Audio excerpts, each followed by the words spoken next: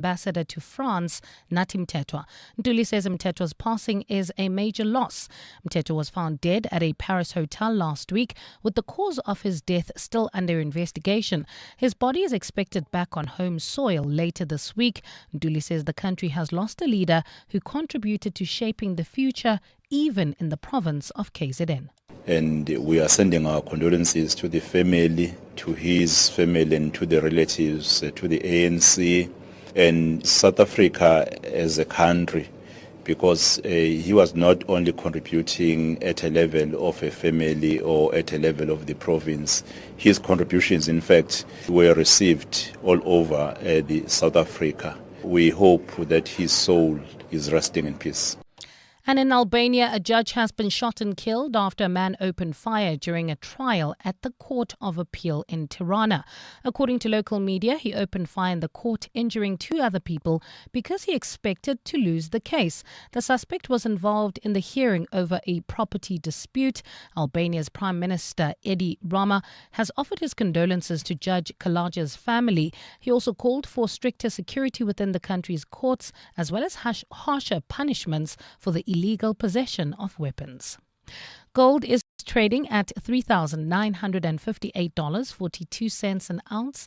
The rand is at 17.21 to the dollar, 23.11 to the pound, 20.06 to the euro, and Brent crude oil is at $65.53 a barrel. In the Calvin Alexandra area, expect some delays N3 in both directions between London Road and the Bethlehem Interchange due to roadworks, and in Edenvale Greenstone area, traffic lights not working, Modderfontein Road and the N3 as well as Modderfontein Road and Van Riebeek. In your sport, Evidence Mahopa replaces the injured Ikram Reyners in Bafana Bafana squad. Tasman Brits credits full team effort as Proteas women claim their first win at the World Cup. And LeBron James's second decision announcement fuels retirement speculation. It's a partly cloudy afternoon in Gauteng today. Temperatures have peaked at highs of between 28 and 30 degrees. The top story in EWN this hour: Parliament's ad hoc committee investigating allegations of police corruption is expected to resume its work at this hour. EWN, in touch, in tune and independent. For the latest, visit ewn.co.za or download the EWN app.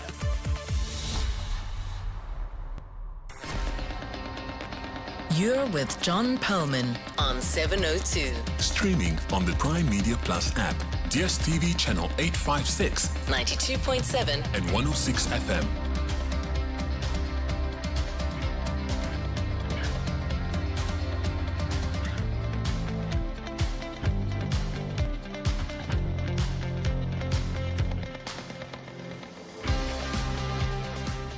Very good afternoon, everyone. It's 8 minutes past 3 on Tuesday, the 7th of October. This is 702 Drive with me, John Perlman. Wherever you're listening to us in 702 land, welcome to the show. On your marks, get set. Oh, hang on a moment.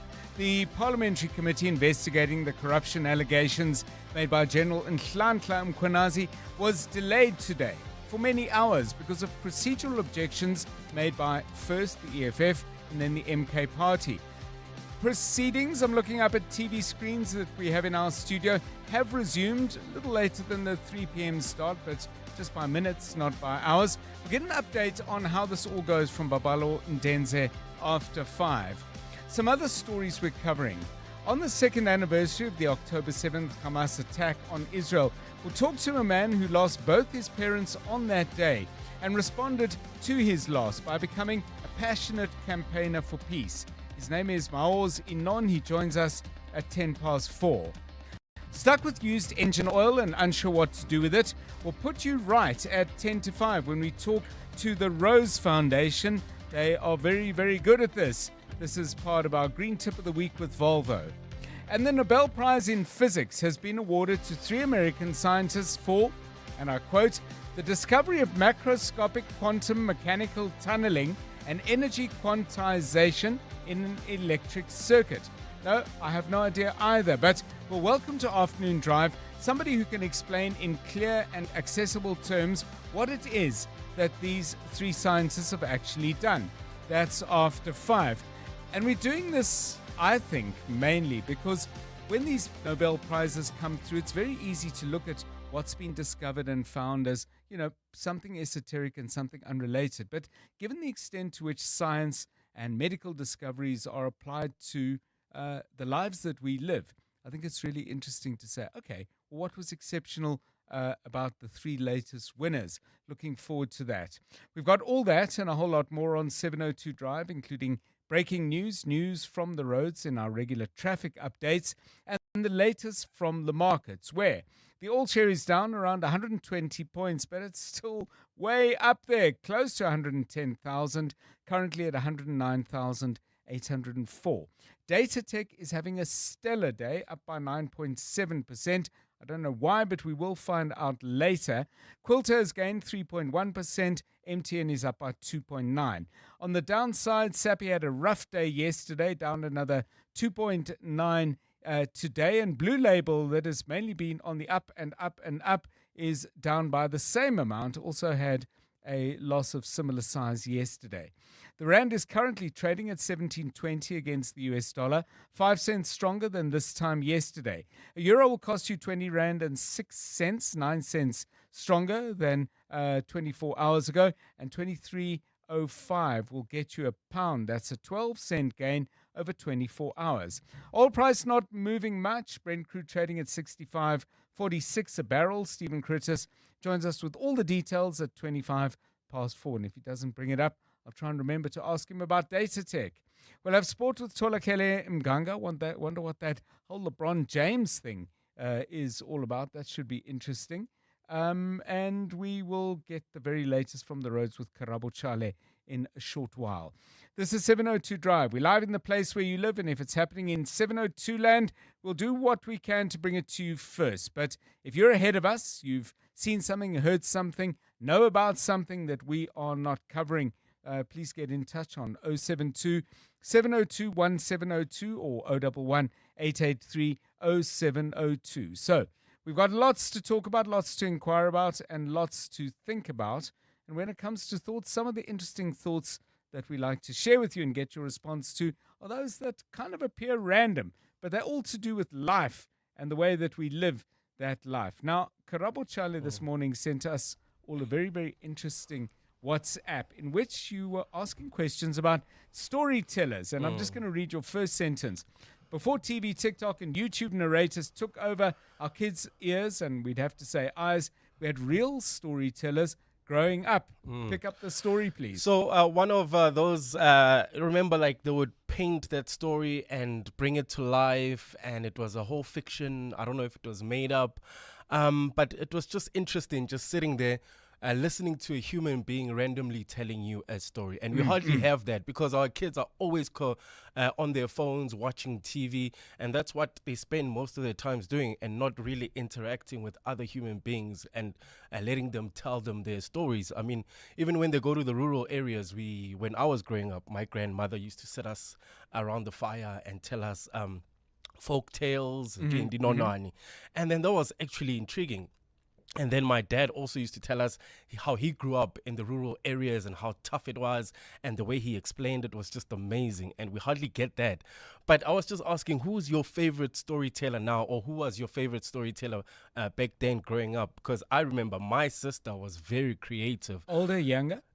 She's 2 years older than me. Okay. So she had I don't know, it was a thing back in the day. I don't know if Rufu and Garaba used to do this, where they tell stories using a page and a pen, and they'll draw houses and they'll have their own characters, and they'll just tell you a story by using a pen and just drawing around the page. And we could spend hours with her just using her imagination and coming up with this drama. It was actually better than a drama series we have these days. Yeah, it was interesting. And kids these days don't do that, I think. Yeah, what a wonderful memory, and it sounds like your sister was fabulous at doing this. How about you, Rufue Letso, as you know, producing the show alongside Jonathan Fairburn, storytellers when you were growing up? Good afternoon, John, and to the rest of the 702 family. My father was the best storyteller, hands down. Okay. So my father could tell you a story about how he lost a pen at the taxi rank, but every aspect of the story would be intriguing. He would change his voice. He would stand up. Wow. And he would just, he'd have those dramatic pauses. And then, and you're like, Dad, what's going on? And he goes, shh. And then we'd all be so intrigued because Brilliant. at the end of the day, it's like, but did he just tell us about a pen? Yeah. Yeah. But it was that. So every day was, that was one of the favorite things I did with my dad was spend time because I knew there was always a story. And I know it's exaggerated, but I still loved it. But Yeah. it was true most of the time, right? I don't know. I can't confirm, I can't deny it because my dad, I think he was embellishing some of it, eh? Yeah, but those are two wonderful, wonderful examples. So let's get yours, please, on 072 702 1702 and 011 883 0702. I don't have a memory of any great storyteller in my life, certainly comparable to what the two of you are telling me. I was with my granddaughter, and she likes playing this game where you tell a story together, and you yes. start, and I add the next line. And you start, and I add the next line. Anyway, she conjured up in the story this supernatural creature, and then she said, and the creature said, and I said, I am everything, and I am nothing. So she said, that sounds like nonsense. That makes no sense at all. I thought it was very deep, Very poetic. I thought it was wonderful. Award-winning script writing that went down like a lead balloon, and from then on, I'm disappointed. you were disappointed. I mean, I thought I was onto something. Yeah, no, that was Said, catchy. no. That's and then began a regular editing, shall we say, of my contributions. But memories of storytelling as growing up. And by the way, is that something you look to sustain with your children, despite the availability of electronic alternatives? I know.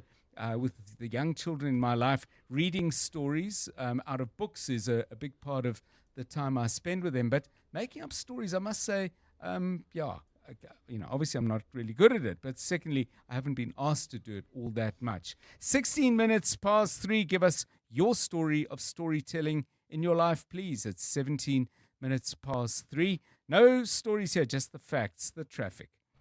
Yes, John. Well, at this stage, things are fairly quiet and no major delays or serious accidents have been reported on our highways. However, if you're in the Alex Kelvin area, there's those roadworks slowing down traffic on the N3 in both directions between Marlborough Drive and the Bethlehem interchange. Look out for those faulty traffic lights, Midrand, Olifantsfontein Road and the N1 South. Traffic lights also not working. Edenvale, Greenstone, that's in the Edenvale, Greenstone area at Motorfontein Road. In the N3, Rand Park Ridge, traffic lights also not working. Bears, Nodia and Christian de Wet, as well as in Magaliesig, Four Ways area at Witkoppen and Main Road. If you come across any other traffic issues, please WhatsApp us on 072 702 1702.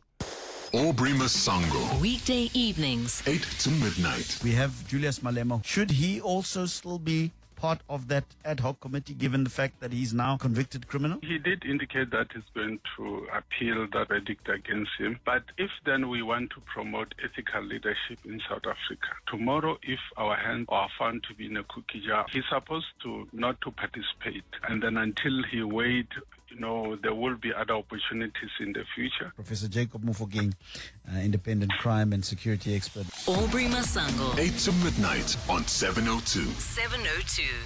Remember when you had to wait for dial-up to connect? Technology moves on, so why are people still driving cars like it's 1999? Volvo's plug-in hybrids are the upgrade you've been waiting for. You don't need diesel power, you just need a second electric motor. Just like you updated from dial-up to fiber, you can upgrade your drive with electric for the city and fuel for the open road. Don't be the last one to catch up. You're late for your test drive. It's safe to be brave with Volvo. You could spend 10 minutes on social media or get a 10-minute quote from Outsurance that could save you thousands on your car insurance. SMS out to 45142. Like 55-year-old Andre, who now pays a mind-blowing 776 Rand a month for his 2024 Toyota Urban Cruiser. With Outsurance, you get to enjoy benefits like panic assistance that sends the nearest medical or armed response unit to you wherever you may be, 24/7 with just a tap on the app. SMS out to 45142. After switching, 55-year-old Stefan now pays only 611 Rand a month for his 2024 Suzuki Jimny. Outsurance is so confident that they can beat what you're currently paying. So why not put them to the test? If Outsurance can't beat what you're paying, ask them for 500 Rand. Make that 1,500 Rand if you've been claim-free and with the same insurer for 3 years. Savings or cash, you have nothing to lose. SMS out to 45142. That's out to 45142. Outsurance, licensed insurer and FSP. TCs and information online. Limits apply. Last orders coming through during your drive home or at midnight. Your customers check out whenever, wherever. With seamless payment integration and over 18 ways to get paid, PayFast by Network is built to keep up. And when it's time to grow, funding with Easy Advance helps you take the next step. Always open for late nights, for early starts, for you. Sign up today at payfast.io. PayFast has partnered with TimeBank to offer funding to your business. You're with John Perlman on 702. Let's walk the talk. 702 Drive, right, let's get ourselves down to Parliament. As I said, a little bit later, Babalo Ndenze joins us with an update on the Commission looking into corruption in the police force and related matters. We'll do it later because there hasn't been much evidence given. I think Lieutenant General Nhlanhla Mkhwanazi is currently taking the oath I mentioned earlier as to why there was a delay. But another very, very important inquiry is going on at the Standing Committee on Public Accounts under the chairpersonship of Songezo Zibi. You might recall that we had him on the show setting the scene for this inquiry, looking into the financial affairs of the Road Accident Fund. So how's it gone so far? Let's get an update with our EWN colleague down in the House, Lindsay Dentlinger. Very good afternoon to you. How much progress has been made this so far today? What's come up?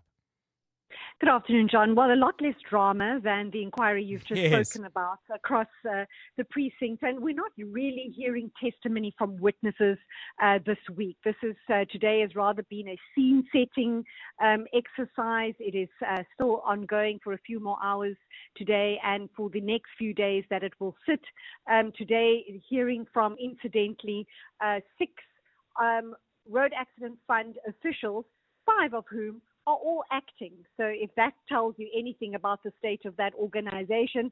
And these are mostly officials who deal with claims in the offices around the country. And they're really mostly explaining to MPs and answering questions about how exactly the fund goes about deciding on claims, why there is this backlog of claims that we've been reporting about for the longest time, and really just trying to understand how the processes work. And the chairperson of this committee, Zongezo Zibi, says the notion of an inquiry would always lead someone to think that someone would be found guilty at the end of this kind of process, but it's really for Parliament to get to the bottom of the systemic governance challenges at the fund, and hopefully by the end of all of this make recommendations to Parliament and onward to the Department of Transport about how things can be improved at the fund. So in terms of the procedures that are going to follow, I mean, we've often wondered about what parliamentary committees are able to do apart from actually lay bare the truth and get information into the daylight that perhaps might not have been there. But how far and hard can they push the authorities to actually act? Well, as I said, they can only really make recommendations and hope that the Transport Department takes some of those on board. The Deputy Minister of Transport, Nkululeko Slengwa, who incidentally, if I could say, really started this whole oversight issue on the RAF when he was the chairperson of this committee in the last administration. You will recall he went around the country with his MPs in tow just to understand firsthand of all the problems. And so really this is building on that. And he has told this committee this morning that there is already legislation in the pipeline. It is, he said, almost practically ready to be tabled before Cabinet for approval, that seeks to improve the way the fund operates. We don't know what those legislative changes may be, but he says that this particular process is now running parallel to a review that's already underway in the department to try to get the fund onto a better track. We don't know who the witnesses are that might come, John, in the coming weeks, but we do know that almost 100 submissions were made by the public to inform this inquiry and to perhaps shape the line of questioning that we might see come out. For now, MPs really concerned that they believe the fund is the biggest contingent liability on the National Treasury. The fact that we do not know the value of these outstanding claims.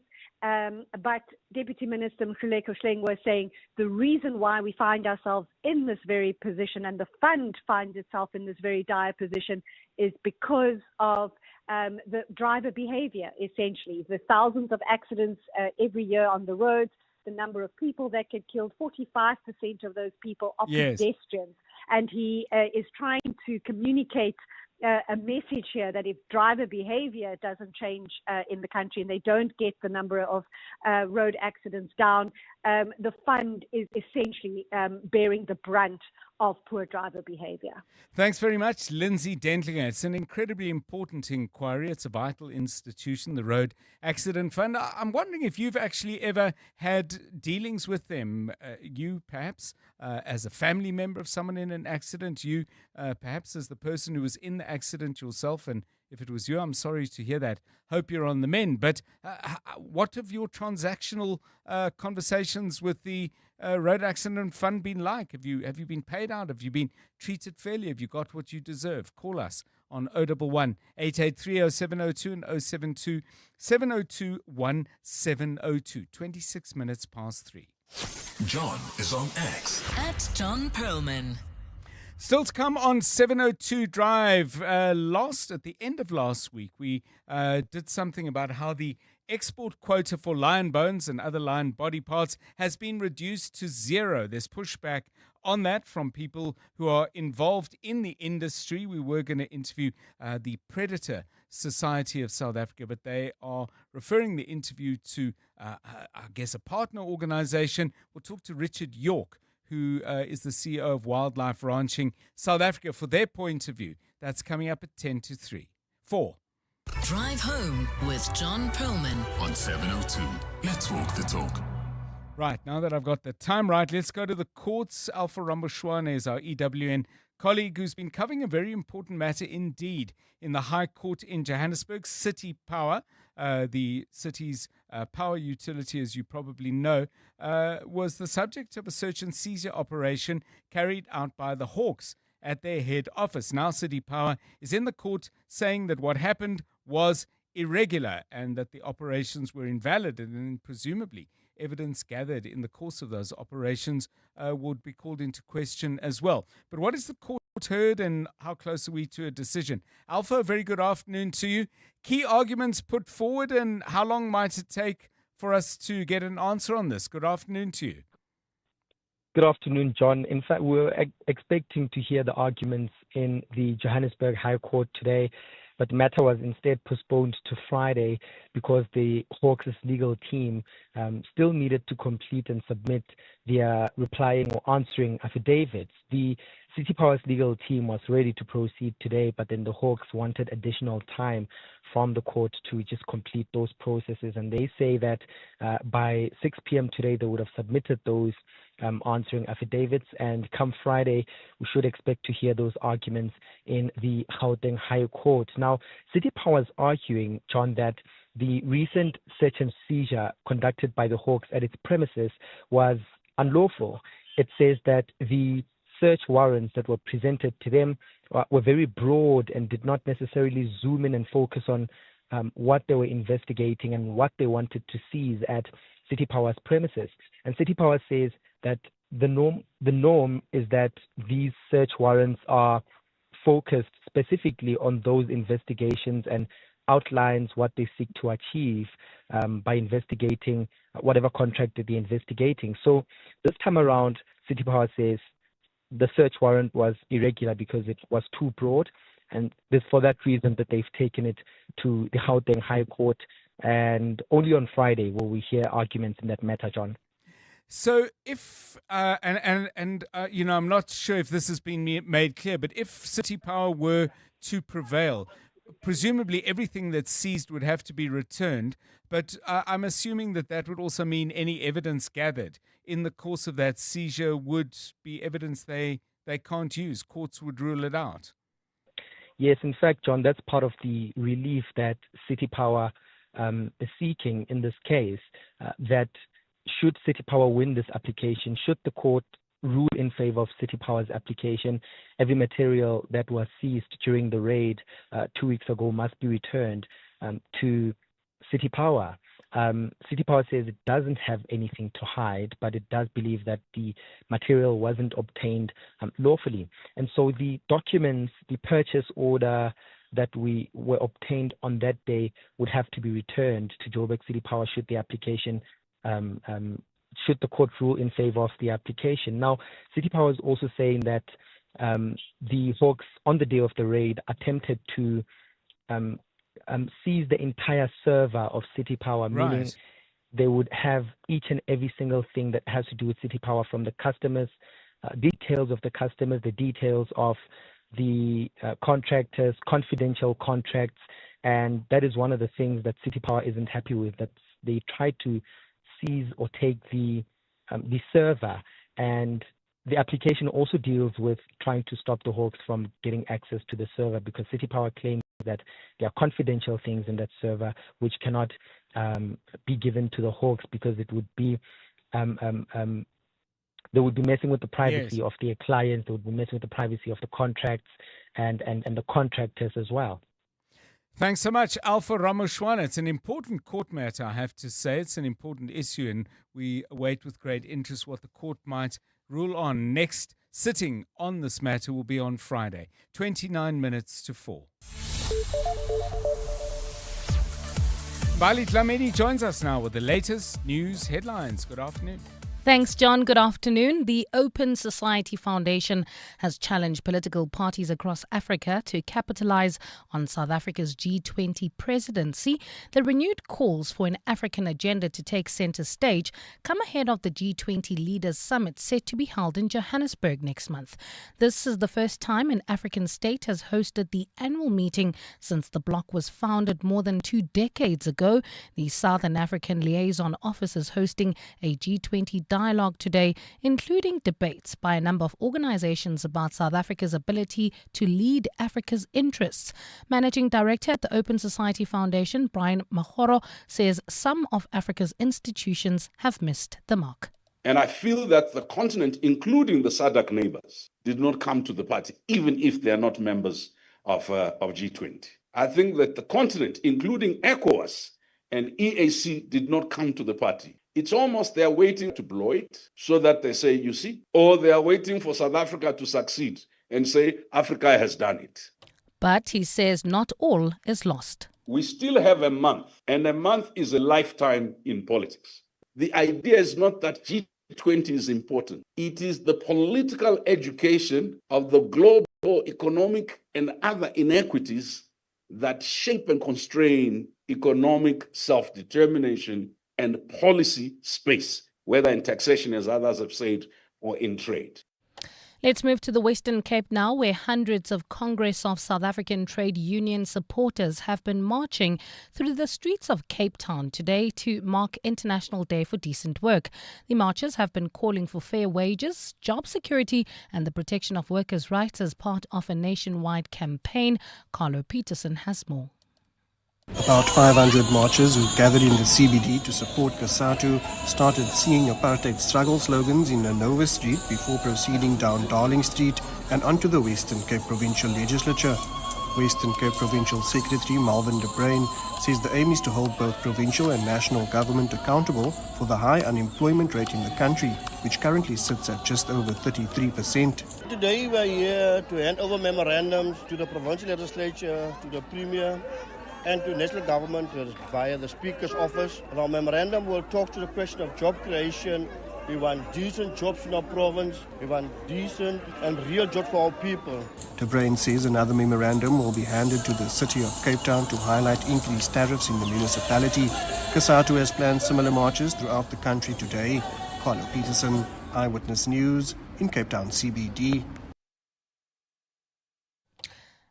The South African Weather Service says Gauteng residents will experience afternoon showers and thunder showers this week. The service says cold to warm weather conditions will persist throughout the week and well into the weekend. Spokesperson Tukelo Chilwane says isolated showers can be expected in parts of Vereeniging from Friday into the weekend. It will be partly cloudy some days, especially on Thursday, Friday, in some parts of the province, not necessarily the entire province. And in terms of rainfall, we are looking at a 30% chance of afternoon showers and thunder showers for the rest of the week. At the same time, the Limpopo Transport Department is urging motorists to exercise extreme caution following a weather warning for severe thunderstorms across parts of that province. The department says the heavy downpours may impact visibility and could lead to dangerous driving conditions. Provincial Transport spokesperson Didi Malutrene says road users should avoid crossing flooded bridges or low-lying areas. Heavy thunderstorms, strong gusty winds and localized flooding are expected. To stay safe, please check the latest weather updates regularly and plan your travels accordingly. Postpone non-essential trips, reduce your speed on wet roads, switch on your headlights and avoid flooded areas, especially bridges and low-lying roads. Please drive with care, arrive alive and stay informed. It's a partly cloudy afternoon in Gauteng today. Temperatures have peaked at highs of between 28 and 30 degrees.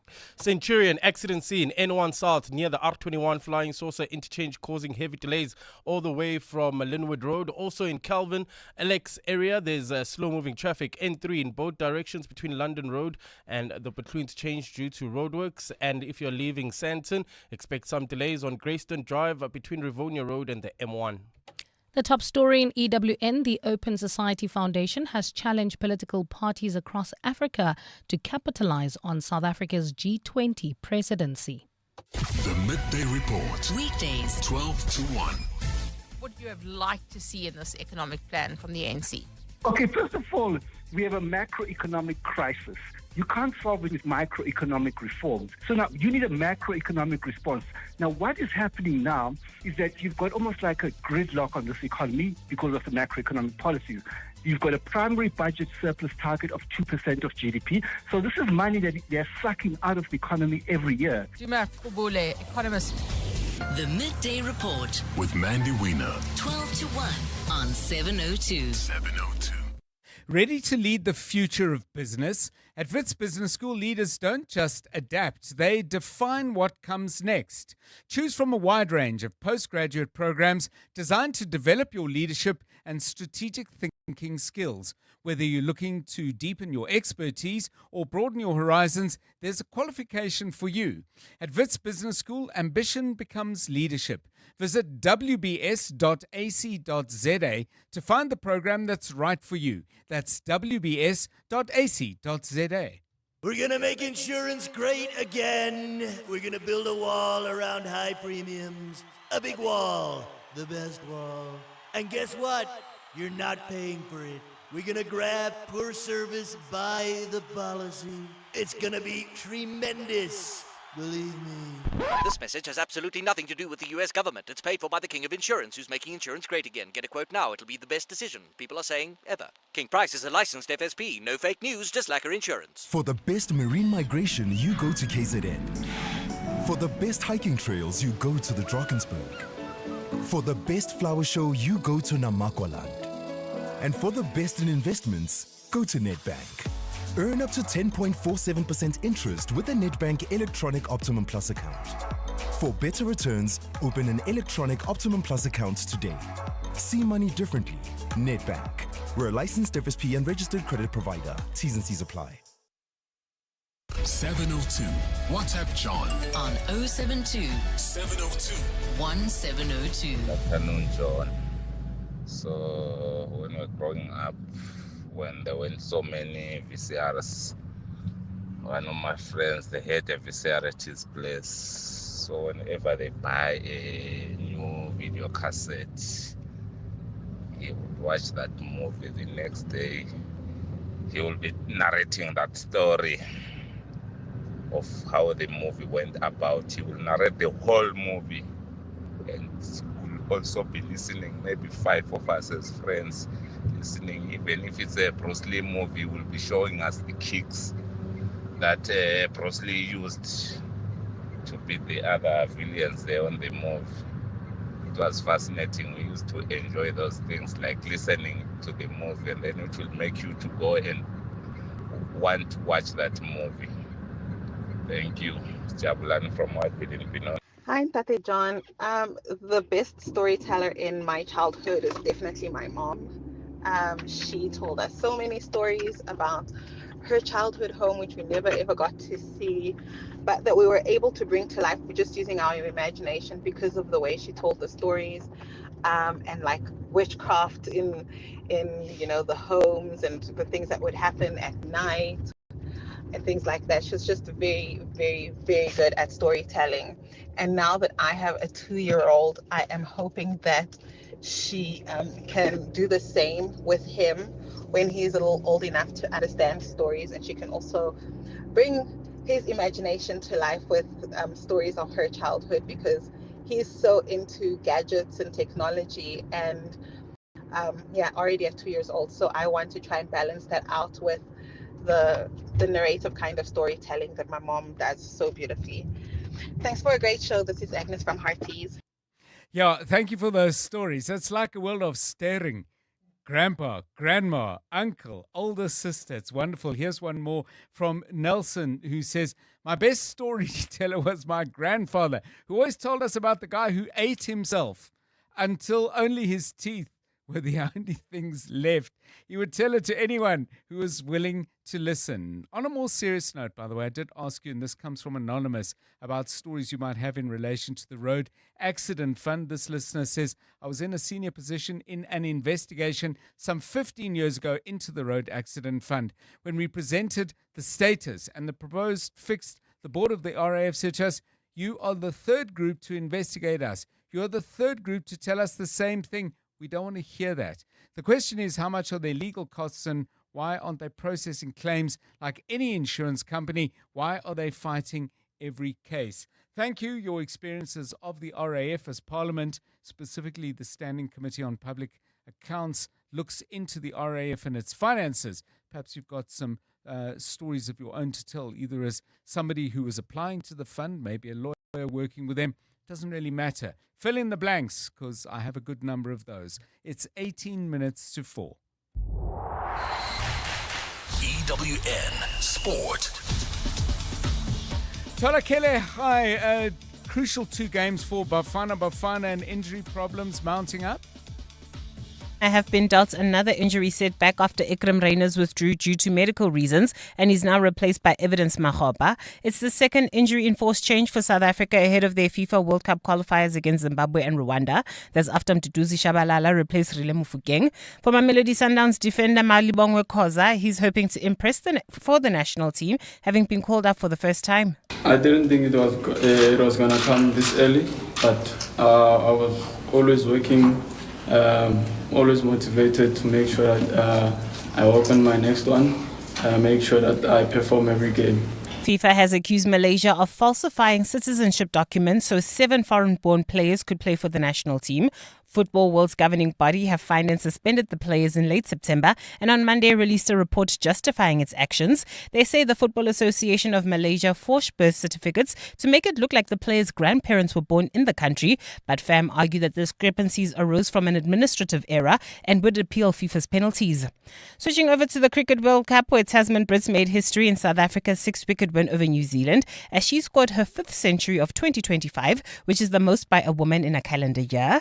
Brits hit 101 off 89 balls to help the Proteas women chase down a 232-run target and revive their campaign following their 10-wicket defeat against England on Friday. I thought that was a good chase. I think it's a good wicket. I think it was a batting wicket.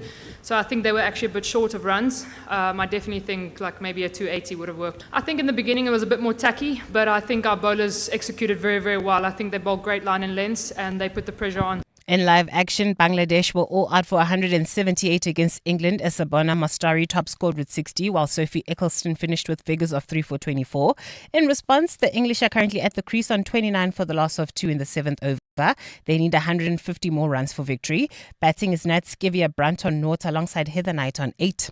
And in basketball, LeBron James has sparked retirement rumors after posting on social media that he'll today announce his second decision.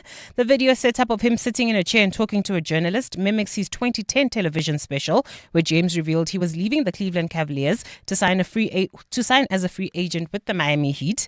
James is entering his 23rd season in the NBA and last campaign became the first player in the league's history to score 50,000 combined points across regular season and playoff games. Tolagile Mganga, Eyewitness News Sport. EWN Traffic. 16 minutes to 4 o'clock now. A traffic update from Karabo Chale with your eyes very much on Centurion. Yeah, there's an accident scene there, John, on the N1 southbound near the R21 Flying Saucer interchange. This is causing heavy delays all the way from Garsfontein Road. So if you're leaving Linwood, heading towards Centurion, avoid the N1 South at all costs. Also in Calvin, Alexandra area, traffic sluggish on the N3 in both directions between London Road and the Butler interchange due to ongoing roadworks. Leaving the Santon area this afternoon, expect delays on Greyston Drive between Rivonia Road and the M1. And in Noordgesig, heading towards Soweto, there's an accident scene on the N17 westbound. This is before the Soweto Highway, causing heavy delays all the way from the N17, all the way from the N1. So also allow for extra traveling time if you are leaving Rivoli heading into Soweto. If you come across any other traffic issues, please WhatsApp us on 072-702-1702. There's more EWN on air, online, and on the EWN app. You're with John Perlman on 702. Let's walk the talk. So, Tolakele, we were talking about, storytellers who were part of your life as a young person. Anyone stand out? Any particular tales that are worth retelling? I can't retell them because a lot of them will get me into trouble with my family. But my late grandmother, Mavis, she was the funniest storyteller. Yes. And the thing is, because she would speak in code, she would never say John. Yes. She would always, like, let's say today you were wearing a purple shirt that she didn't like. She'd be like, "Abuti owa blouse e purple." Yes. So you knew that, okay, we're talking about John. And then she'd tell, like, all the funny things that you've done, like, forever and ever, things that even you've forgotten. And be like, like, don't tell him. And I'm just like, why are you telling all the kids all of this? And then we can't go around telling our family members. But she was the funniest person that I knew. She was fantastic. So were most of her stories rooted in stuff that had happened in the family? She wasn't a fantasy storyteller. No, it was always because she loved looking after the kids. But she would also observe you. So by the time that you were feeling down, she would just remind you very gently that, hey, remember this funny thing that you did? So it'd make everybody laugh and just lift your spirits as well to realize that life is not that serious. Hey. These relatives, old and young, because I must admit in my mind before we started chatting about this, I tended to think grandfather, grandmother, and then of course Karabo kicked us off with a wonderful story about a sister just 2 years older than he is. So that was very, very special to hear that you get that from a family member close to you in age. So here's a thing that I want to just quickly mention to you. Did you know that you can expect much cheaper prices for potatoes? That's according to a very interesting piece on the Money website from Terry Ann Brouwers, and she's got a whole lot of details. There is a massive bumper harvest of potatoes, and in recent weeks, prices have dropped to between R3.50 and R4 a kilogram, and they're expected to drop even further, 50% lower year on year. So that just prompts me to ask this question.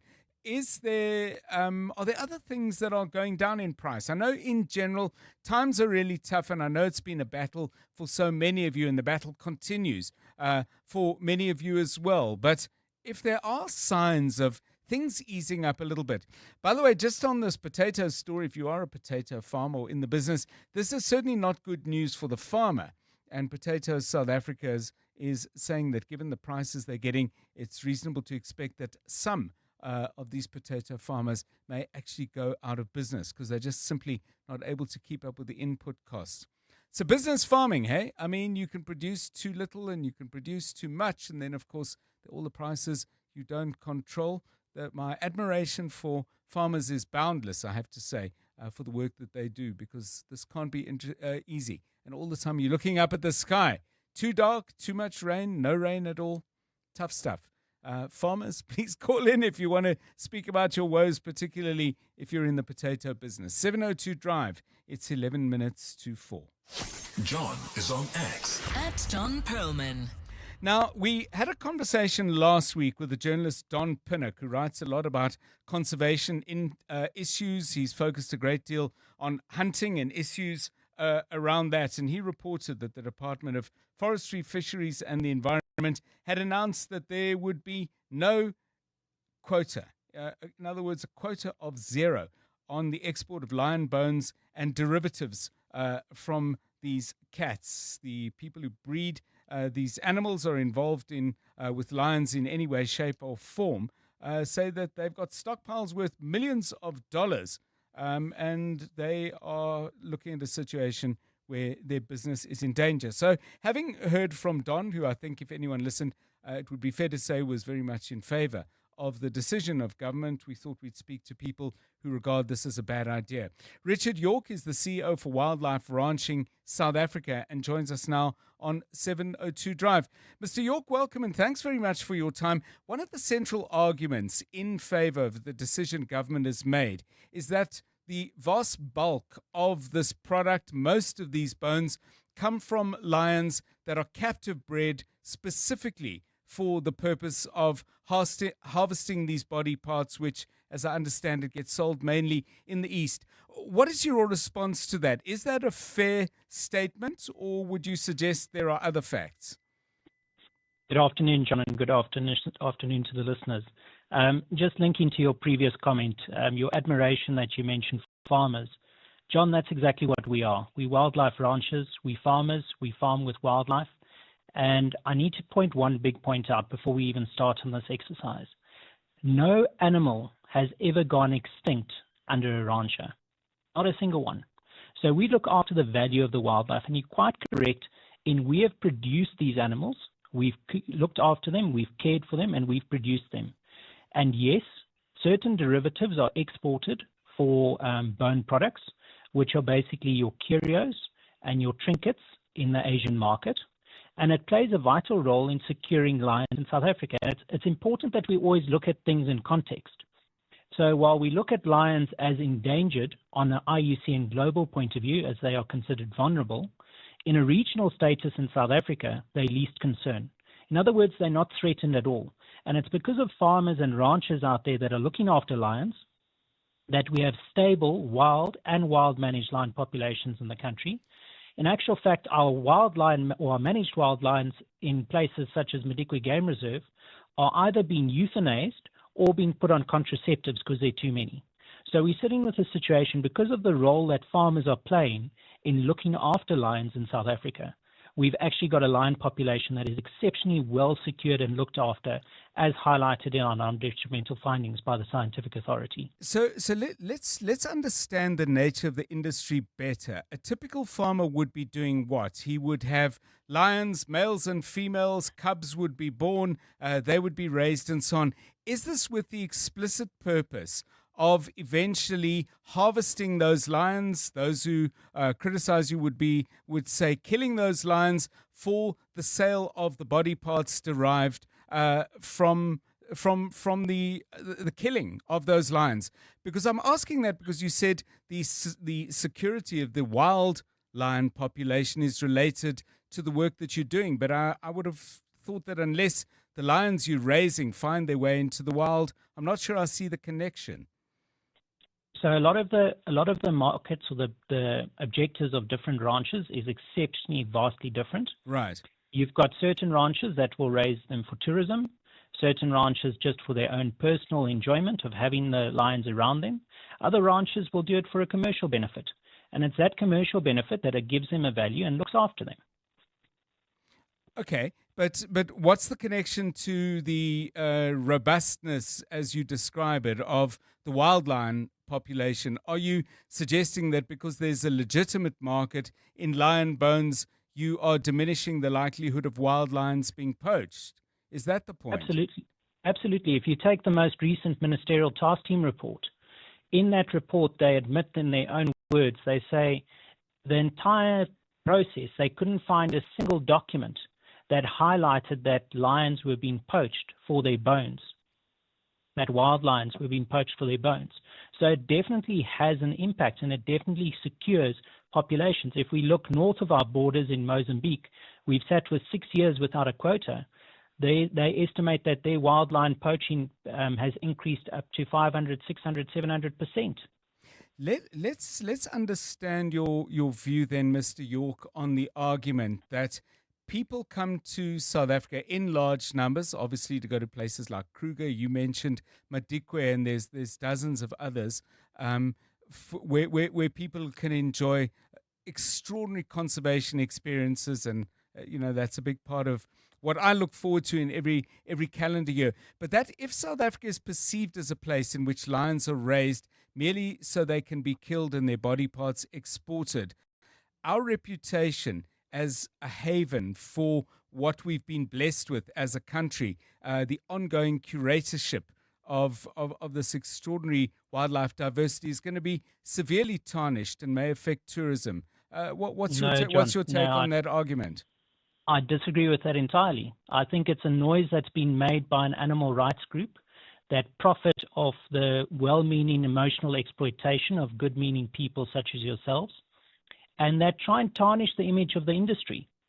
I mean, when we have a look at the entire industry at the moment, and we're talking about standards, and let's go back to the Biodiversity Management Plan of 2015.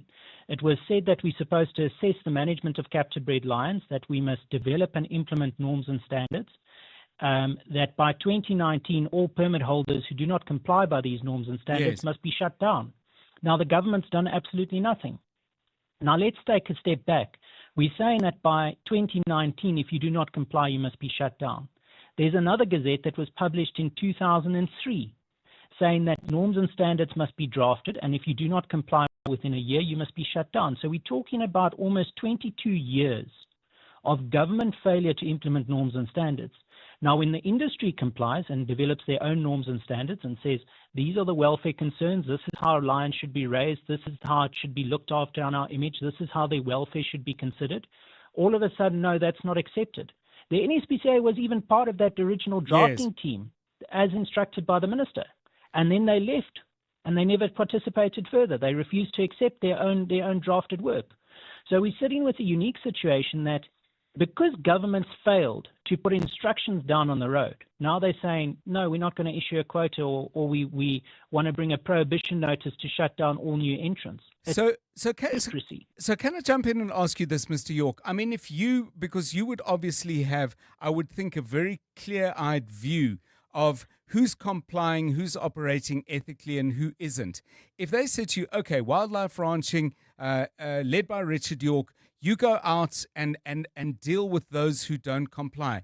If I were to ask you, what proportion would you say of people who describe themselves as breeders of lions are non-compliant? Is it half the industry? Is it a smaller fraction? What would be your take? If you were to put your team together and set them a target, how big would that target be? So I'll need to quote from the NTT report because it actually gives the most recent stats. And it gave, I'm speaking under correction now, it gave quite a high percentage of non-compliance. Right. But let me give you an example of non-compliance. Example of non-compliance is the water crib has got feces in it, or it's got a little bit of dirt in it. It's impossible to clean a water crib out 5 times a day. Can I jump in there and let me reframe the question so we make headway on this? Serious non-compliance. What do you think is the proportion of people who you could point to them and say, because I'm concerned that you're picking a trivial example, and I don't want people to think that is the extent of the problem. Something that you, as Wildlife Ranching South Africa, Mr. York, would consider unacceptable. How many of the people in the industry are doing things that you consider to be unacceptable? Very little. Very, very little. And those people that are, we're helping get them out of the industry because we don't want those people in our industry. So if you take how many people were actually prosecuted for non-compliance, we're talking about less than 2%. Thank you very much. much. Boy, there's a lot to talk about, but I think we got a very good sense of the counter-arguments to the government decision. Richard York, CEO for Wildlife Ranching South Africa. What do you think? Give us your thoughts on 072 702 1702. Text or voice note, up to you. It's 2 minutes now to 4. In the last 24 hours, this is what's happened in your world. Today marks the second anniversary of the Gaza war as Hamas and Israeli negotiators hold indirect talks to end the 2-year war in Gaza under a U.S. proposed peace plan. 2 years ago, exactly on this day, at the close of a Jewish festival, Hamas-led militants launched a surprise attack on Israel, making it the deadliest day in the country's history. Israel retaliated with a massive military campaign in Gaza and has since killed more than 67,000 Palestinians. EWN, in touch, in tune, and independent.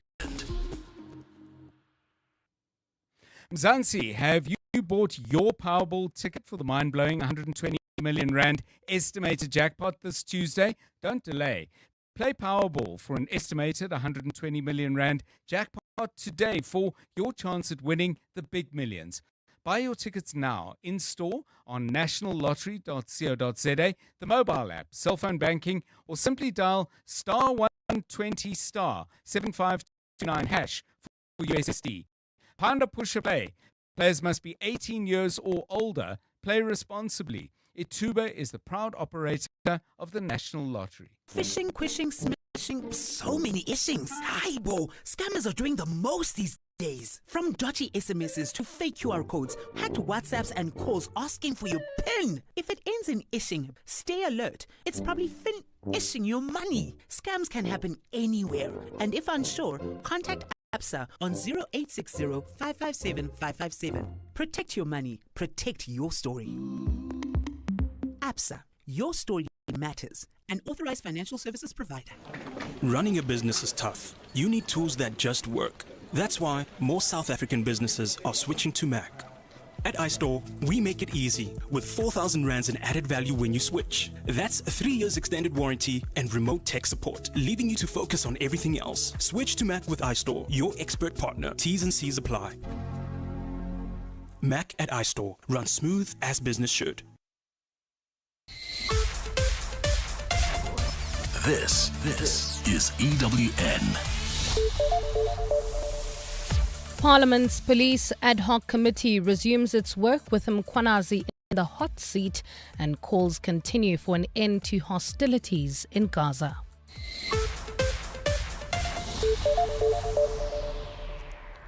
Good afternoon, I'm Bali Dlamini. The Parliamentary Ad Hoc Committee investigating police corruption has resumed its hearings after a lengthy adjournment this morning.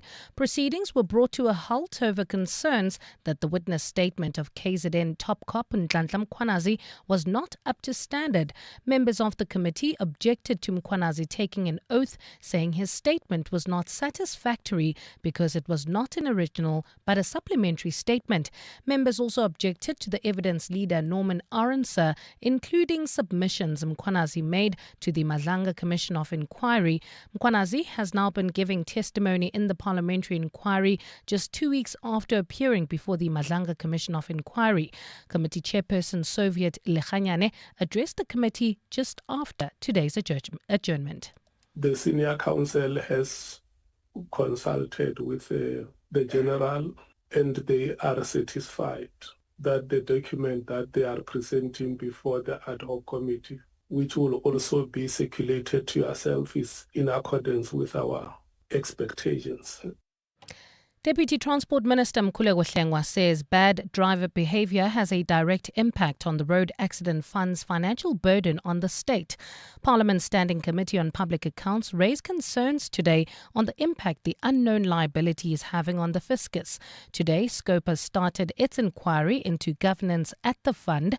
Hlengwa says driving while under the influence of alcohol is a major contributor to the scores of deaths and injuries recorded on the country's roads. Lindsay Dentlinger reports. Road Accident Fund officials have told Parliament they've been working consistently to clear the backlogs of claims that have been plaguing the fund. But DA MP Farhad Esak says he's concerned that a value cannot be placed on the overdue claims. The biggest contingent, I repeat, contingent liability that National Treasury faces in this country is without doubt the Road Accident Fund, meaning it's a pitless hole. Deputy Transport Minister Mkhuleko Shlengwa says while the committee is grappling with governance issues, the 12,000 lives lost in road accidents every year has led the fund here. Part of resolving the liability issues that we need to reduce on road accidents, because then we wouldn't have to be here. Shlengwa says at least 137 people are injured through road accidents every day, while 45% of fatalities are pedestrians. Lindsay Dentlinger, Eyewitness News, Parliament. We'll shift our focus to this now. A candidate vying for a spot on the bench in the Constitutional Court has fielded tough questions on transformation within the judiciary. Interviews are being held before the Judicial Service Commission to fill vacancies in the superior courts. 6 judges and legal practitioners will be interviewed to fill 2 vacancies in the Apex Court. Khomotso Modise has more. Supreme Court Judge Glenn Goosen has taken tough questions from the Judicial Service Commission on the judgments that he's penned and the lengths of time that he's taken to deliver judgments. He's also had to answer the frequently asked question about what he's done to support the cause of transformation within the legal fraternity. I was very directly involved in the pupillage program, and both at the local bar in the Eastern Cape, ultimately was involved in directing the national pupillage program for the bar. The chair, Chief Justice Mandi Samaya, backed Judge Goosen's answer by reading from his profile. Campaigning against compulsory military conscription during apartheid, representing activists who were prosecuted for their opposition to the apartheid regime. Judge Goosen has spoken about his commitment to transformation and how he was conscientized during the apartheid regime. Khomotso Modise, Eyewitness News in Sandton. We take you now to a story which contains some gruesome details of a violent nature. Northwest civil society group the Moral Regeneration Movement has condemned the brutal murder of a woman allegedly at the hands of a son in Musiana village near Mahikeng. The woman was hacked to death with a spade by her 25-year-old son in full view of community members at the weekend. Video footage of the attack has gone viral on social media, showing the suspect dragging his mother and hacking her to death. Police say preliminary investigations suggest that drugs might have been involved in what is believed to have been an ongoing abusive domestic relationship. The son was then killed by community members during the gruesome and chaotic scene. Committee convener Lisiba Khwele says the incident may also have been inspired by what he has described as satanic practices. The incident has undoubtedly left scores of neighbors and those who witnessed the heinous and ghastly act of gender-based violence and parricide, including relatives of the deceased, reeling with shock. The escalation of violent behavior within the household and its progression to reach such an unacceptable demonic level is a cause for great concern. And UN Secretary-General Antonio Guterres has renewed his call for the immediate release of all hostages taken during the October 7th attacks on Israel. In a statement, Guterres called for an end to the fighting in Gaza, Israel, as well as the wider region. It's the second anniversary of the October 7th attack today as Hamas and Israel negotiators hold indirect talks aimed at ending the war in Gaza under a U.S. proposed peace plan. UN spokesperson Alessandra Vellucci. A permanent ceasefire and a credible political process are essential to prevent further bloodshed and pave the way for peace. International law must be respected. Gold is trading at $3,981.34 an ounce. The rand is at 17.18 to the dollar, 23.06 to the pound, 20.04 to the euro, and Brent crude oil is at $65.47 a barrel. Well, at this stage, if you're heading into Soweto, accident scene in Nooitgesig on the N17 westbound between, this is before the Soweto highway, causing heavy delays from the N1. There's also slow-moving traffic in the Alex Calvin area. This is on the N3 southbound between the Bethlehem Interchange and London Road due to roadworks. And in Centurion, we still have that accident scene on the N1 southbound near the R21 Flying Saucer Interchange, causing heavy delays from Garsfontein Road. In your sport, Evidence Makgopa replaces the injured Ikram Reyners in Bafana Bafana squad. Tasman Brits credits full team effort as Proteas women claim their first win at the World Cup. And LeBron James's the second decision announcement fuels retirement speculation. A partly cloudy Wednesday in store for Gauteng tomorrow with isolated showers and thundershowers expected. Joburg dropping to overnight lows of 15 degrees, peaking at 26.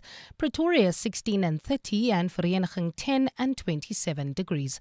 The top story in EWN this hour, the Parliamentary Ad Hoc Committee investigating allegations of police corruption has resumed its hearings after a lengthy adjournment this morning.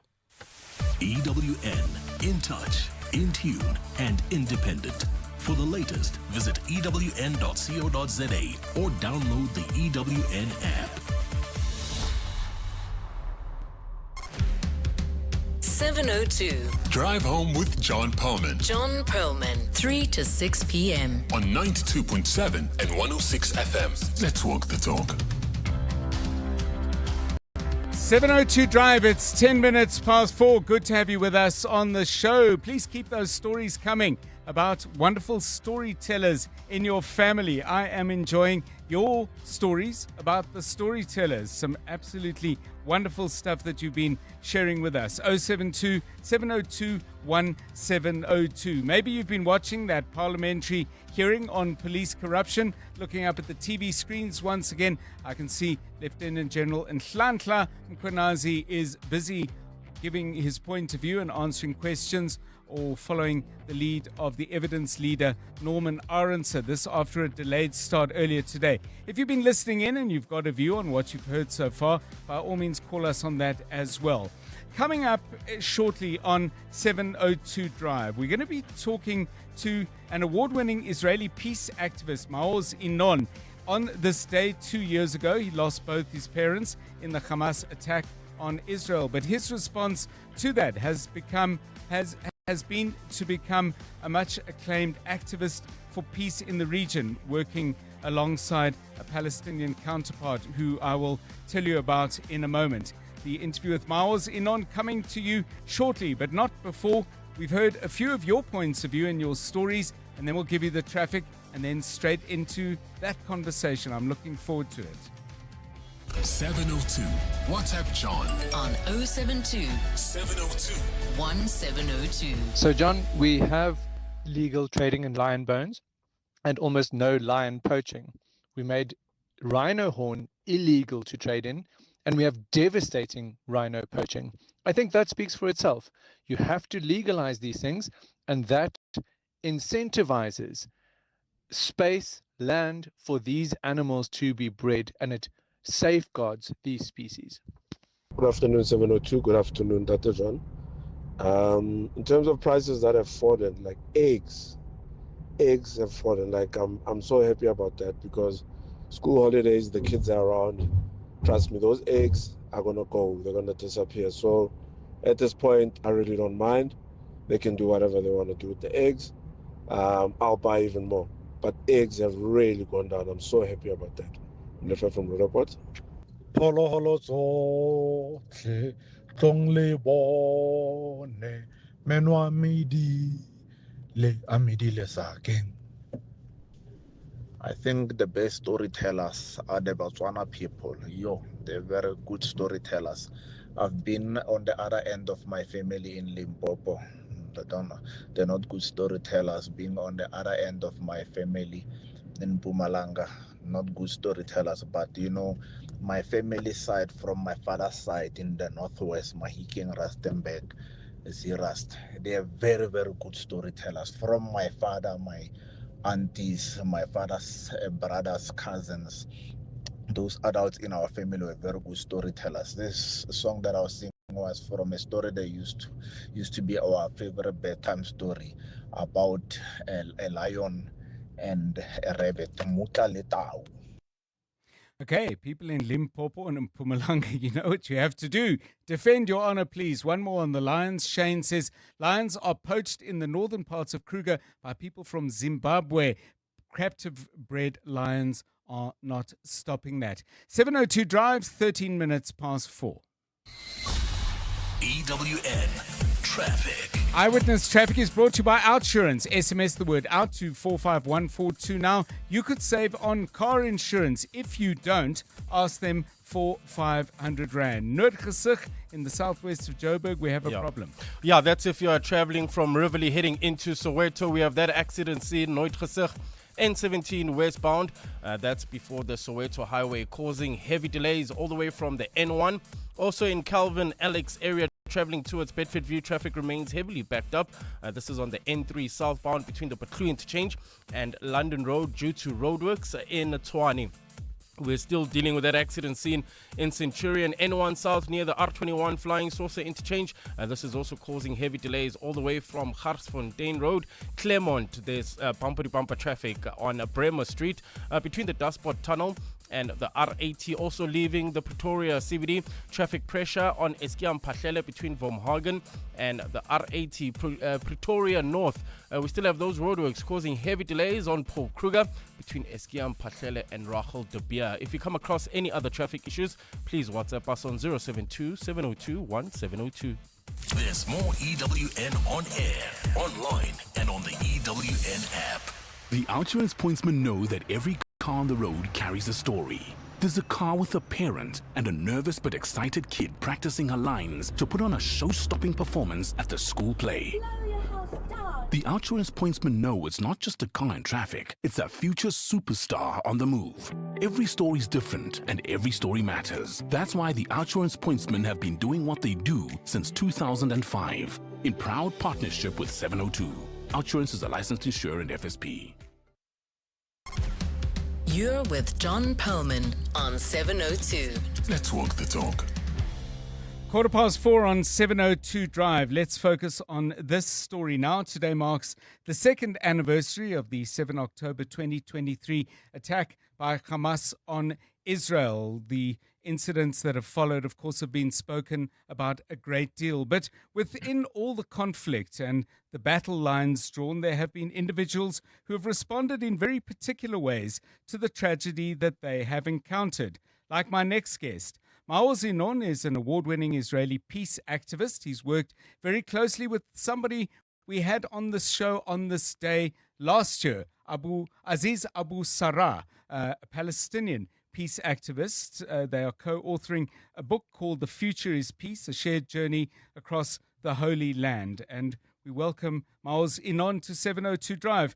Mr. Inon, welcome and thanks very much for your time. You lost your parents, Bilhah and Yakovi, on this day 2 years ago. Since then, pretty much you've been involved in the battle for peace, which seems to be more elusive now than it was when you started. What's keeping you going on this mission? Good afternoon to you. Hi, John. First, thank you. I cannot express how honored I am to be in your show. It's at 702 Drive. It's a real privilege and honor for me, and thank you for having me. It's a very sad day today. It's a very, very sad day today for me, for my family, for my people, but also to the other people that is sharing this land, to the Palestinian. And I find hope and I find meaning and purpose and healing to my personal tragedy by working with Palestinians, with Israelis, individuals amazing like Aziz Abu Sarah, my Palestinian brother, and organization to create hope in the time of darkness, in time of despair. And we are creating hope by envisioning a better future for both people and acting very hard to make this vision into a reality. And and I would love to share with you what we are doing and the lessons we've learned and why every day that passes is every day that is taking us closer to peace. Tell us what you are doing, because obviously from the distance we are at, we see the conflict in its very broad terms. We don't see the kind of individual interactions that I would assume are a key part of what you're doing. But what of the things you and others, Mr. Inon, are trying to do gives you confidence that you might one day succeed? First, the lessons we learned from you, from the South Africans, that after dozens years of apartheid and a lot of suffering and death, you overcome and rised. And now you're living in a country that is a symbol of equality and a symbol of justice. So we've been learning about many conflicts throughout the world, and we learned that all conflicts end in the end. It doesn't matter if it takes days, years, decades, or centuries, all conflicts end in the end. And we are sure that the Israeli-Palestinian conflict will end too. And we are using a 5-step plan to make our dream of peace into a reality. And we are following those steps. And every day, step by step, we are moving forward. We are building momentum, strengthening our coalition, and also calling for international intervention. Speaking of international intervention, obviously very much making the headlines is the initiatives coming out of the White House in the United States. Talks, as we understand it, ongoing at the moment. What's your take on the plan that's on the table and on the likelihood of it producing lasting peace as opposed to perhaps solving some immediate problems? Yeah. So this plan should be only the first step in bringing an immediate ceasefire, an end of the destruction and the bloodshed in Gaza and in the West Bank. So this must be the first step that should and must be followed with an invested and profound reconciliation process. Because if there would be no reconciliation process, we are only waiting or counting the time to the next cycle of violence. So, and we also afraid and alert that the extremists on both sides, Hamas and the Israeli government, might sabotage this plan and those negotiations, because both Hamas and the Israeli government thrive over bloodshed, over hate, over fear, over dehumanizing the other, and at the same time, both are sacrificing their own people.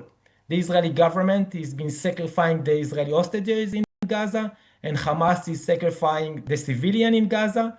So all eyes must be open and alert to prevent this potential sabotage. How much support do you think you have in Israel? If there were to be some kind of referendum, it could take the form of the election. What do you think the majority of Israelis would say is a way forward? Would a substantial number be behind the vision that you're sharing with us? For me, it doesn't really matter where the Israeli people are now at the moment, marking the second anniversary of October 7. Yes. What I care the most is where they can be in the future. And I know the Israeli people and public opinion in general is a very, very flexible thing.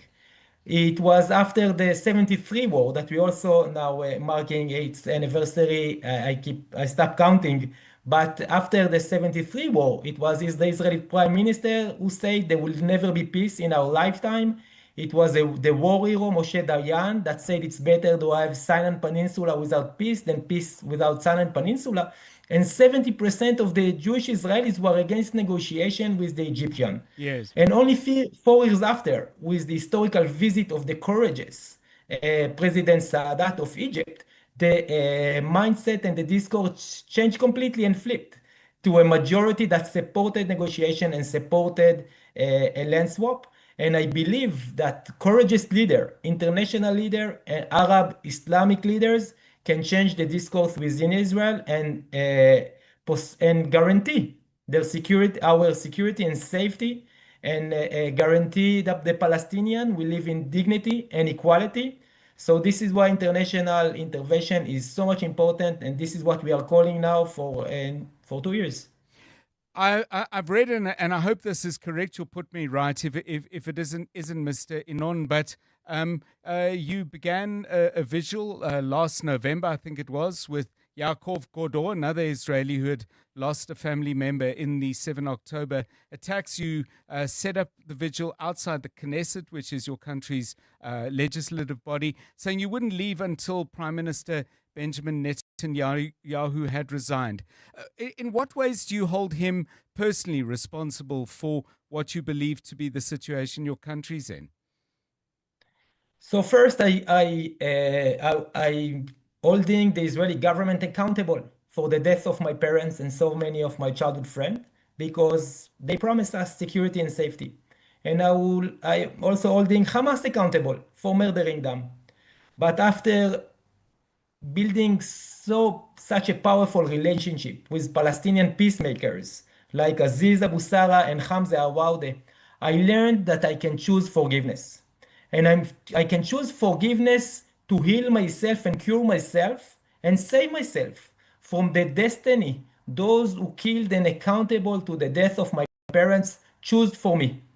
And by choosing forgiveness, it doesn't matter if they hear me, if they care, if they are even aware of it. I choose forgiveness to heal, cure, and save myself and choose my freedom. So I choose radical forgiveness, both again with Hamas and with the Israeli government. And I care only about the future. I don't want to punish anyone. I don't want anyone to be accountable for what he has done. I only want both Palestinian and Israeli to live in a reality of equality, justice, and peace. When you embarked on the campaign that you have and you took the decisions, Mr. Non, that you did after the death of your parents, presumably there would have been conversations with family members. Has this caused any discord in your intimate circles of your life where perhaps those who were also close to your parents might see this differently? Thank you, John. It's a very good question. It was my young brother who only 2 days after October 7 asked my sisters and me to reject revenge. He told us, I want us, the family, to send a universal message that we are rejecting revenge, that by revenge we are not going to bring our parents back to life, and we're only going to escalate the cycle of bloodshed, fear, hate, and revenge that we've been trapped within for a century. It didn't start on October 7th, for a century. And he encouraged us as a family to create an alternative path that will heal and cure ourselves and can offer an alternative vision to both people. And nowadays, my eldest sister, Mo, is the chairman of the bereaved Palestinian Israeli bereaved family. My other sister is traveling around the world with Palestinian partners and speak with community and also on the ground here. My younger brother is based in London, is doing an amazing peace and reconciliation work with the Jewish and Palestinian communities in the UK. But even if they hadn't choose to this path, my parents always encourage us to follow our heart and values, even if we are the only one that believe in those. So it's great that my family, and it's also the bigger family, my parents' sisters and nephews and cousins, they are all very much supportive of our efforts to end the bloodshed and to create a lasting peace. Mozinon, many thanks for joining us on 702 Drive on this day. I wish you condolences as you mark the yard site of your parents' passing, and I wish you long life. John, if I can have another 30 seconds. Please. I was just reading a book from a South African author, Ryan Malan. Rian Malan, yes. Yes. And I would like to read you a few words, if it's okay. Please. One can only be deformed by the things one does to oneself. It's not the outside things that deform you. It's the choices you make. To live anywhere in the world, you must know how to live in Africa. The only thing you can do is love, because it's the only thing that leaves light inside you, instead of the total obliterating darkness. So you are our symbol. You are giving us hope by what you have overcome. And thank you.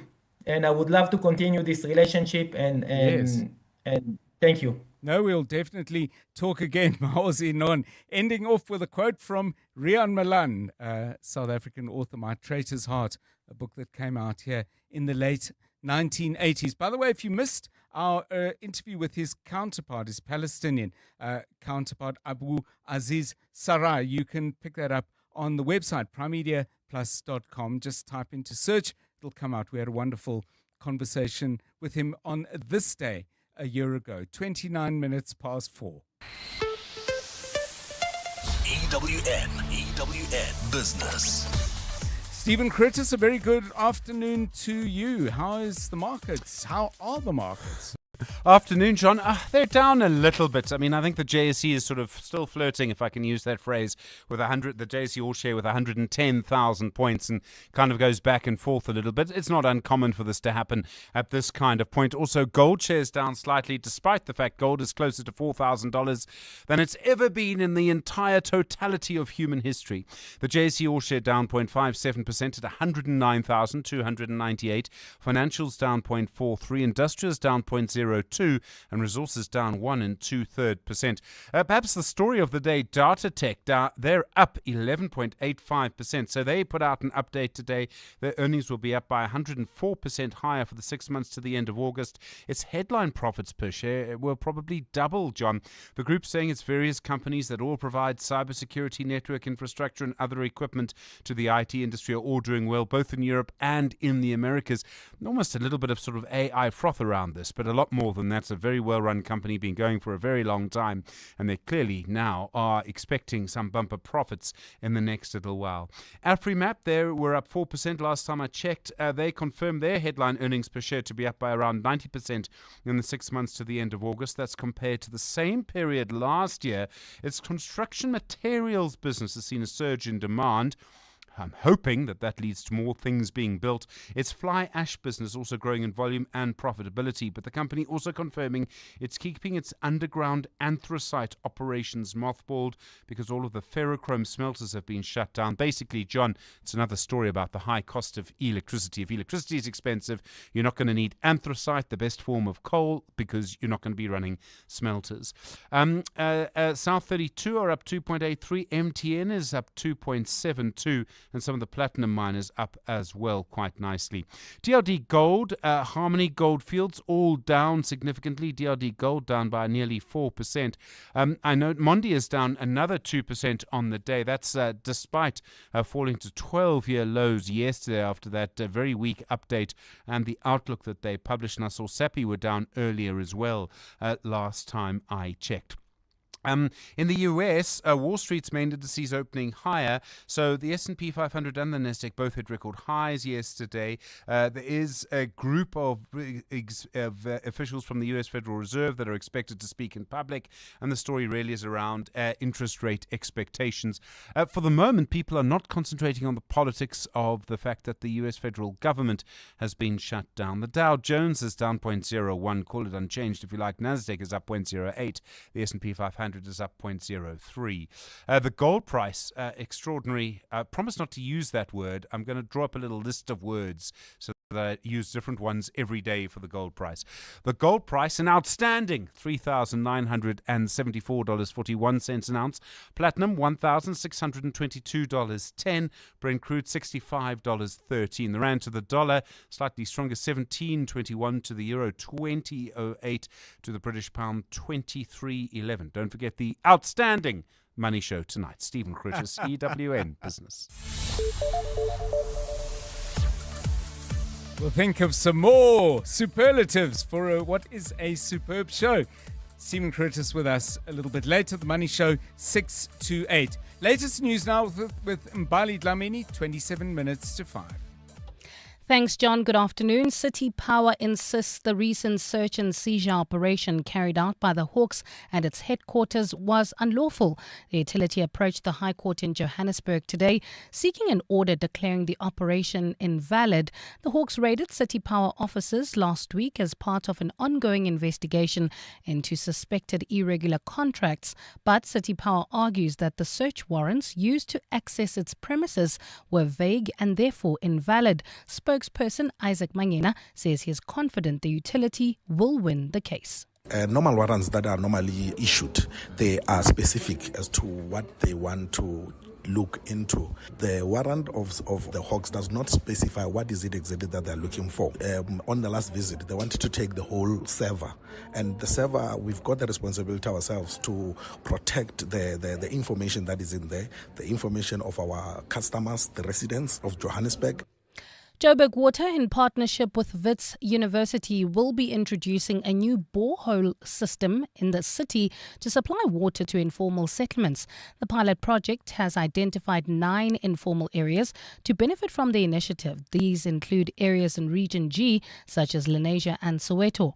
The utility says the joint effort is in response to recurrent water access woes experienced by communities across the city. The utility and Wits hosted community members at the Waterworks informal settlement today in the south of Johannesburg. Jabulile Mbata has more. The announcement of the borehole system that is yet to be built included a demonstration of how water would be extracted from the ground. However, Joburg Water explained that the project is still at infancy stage and that the scientists still need to determine whether supply can meet demand. In the Waterworks informal settlement, there are 2,600 residents identified as potential beneficiaries. Joburg Water Managing Director Nchabeni Mugwebo explains the next steps. Next step will be, of course, looking at the quality of water. But in terms of that, already as part of this project, we are going to be installing a purification system. Once that is done, he says there will be storage tanks installed, followed by placement of taps. Jabulile Mbata, Eyewitness News, Soweto.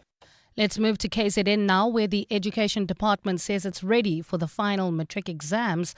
Officials say they're leaving nothing to chance and will ensure the exams take place without any incident. Earlier today, KZN Premier Tamin Tuli and Education MEC Sipho Hlomoga inspected the exam paper printing centre.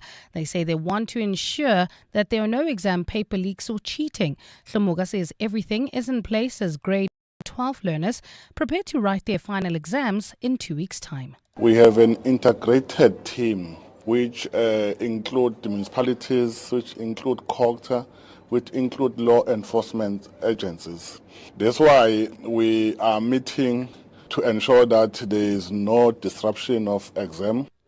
He adds that in case of community protests, they will be ensuring that schools are not affected. We're working with municipalities to ensure that if communities, they have issues with local government, but they must not disrupt exams. And a newly elected German town mayor has been badly injured in a stabbing attack. The attack on Mayor Iris Stalzer took place shortly after noon today near her home. The details of the attack or its suspected motive are not yet known, as local police have not yet issued a statement. Stalzer, a member of the centre-left Social Democratic Party, was elected mayor of a local town just 2 weeks ago. The country's Chancellor Friedrich Merz has condemned the stabbing, describing it as a heinous act. A partly cloudy Wednesday in store for Gauteng tomorrow, with isolated showers and thundershowers expected. Lows of between 10 and 16 degrees and highs of between 26 and 30. Nooitgesig heading into Soweto, accident scene on the N17 westbound before the Soweto highway, causing more than an hour delay. This is all the way from the N1 in Pretoria North. Also roadworks causing huge delays on Paul Kruger. This is between Eskiam Pahlele and Rachel de Beam. And if you're driving through Bryanston, expect some delays on the N1 southbound between Rivonia Road and Malibongo Drive. The top story in EWN, City Power insists the recent search and seizure operation carried out by the Hawks at its headquarters was unlawful. 702 Afternoons with Relebohile Maboja, 1 to 3 p.m. In terms of your clients that you supply, what kind of goods? I mean, you said pretty much anything can be delivered. Anything legal. I'm so glad we clarified. Okay. What are people genuinely moving? Because I would imagine then your biggest customers, are they not your retailers and your service providers of? So I suppose maybe to say what differentiates us. We can service two types of clients. We can service ordinary men on the street that can download the app and literally book their on-demand delivery service. Similarly, we can integrate into any corporate or any retailer. The CEO of Good Earth Group, Terence Smith. 702 Afternoons with Relebohile Maboja. Let's walk the talk. Mzansi, have you bought your Powerball ticket for the mind-blowing 120 million rand estimated jackpot this Tuesday? Don't delay. Play Powerball for an estimated 120 million rand jackpot today for your chance at winning the big millions. Buy your tickets now in store on nationallottery.co.za, the mobile app, cell phone banking, or simply dial *120 *7529 hash for USSD. Panda Pusher Play. Players must be 18 years or older. Play responsibly. Ituba is the proud operator of the National Lottery. To celebrate 25 years of helping you live the Premier life, FNB Premier is giving you a chance to win a 14-day European tour experience and other cool monthly prizes. Open any FNB Premier account from September to 31 December 2025. Switch your salary, swipe or tap a minimum of 2,000 Rand per month for 3 months straight. Spend and win with FNB Premier. FNB, help changes everything. TCs and competition rules apply. FNB, a division of First Rand Bank Limited, an authorized financial services and credit provider. In a world where traffic is the enemy of progress, one man is in a race against time, through the noise, through the chaos, chasing something no GPS could find.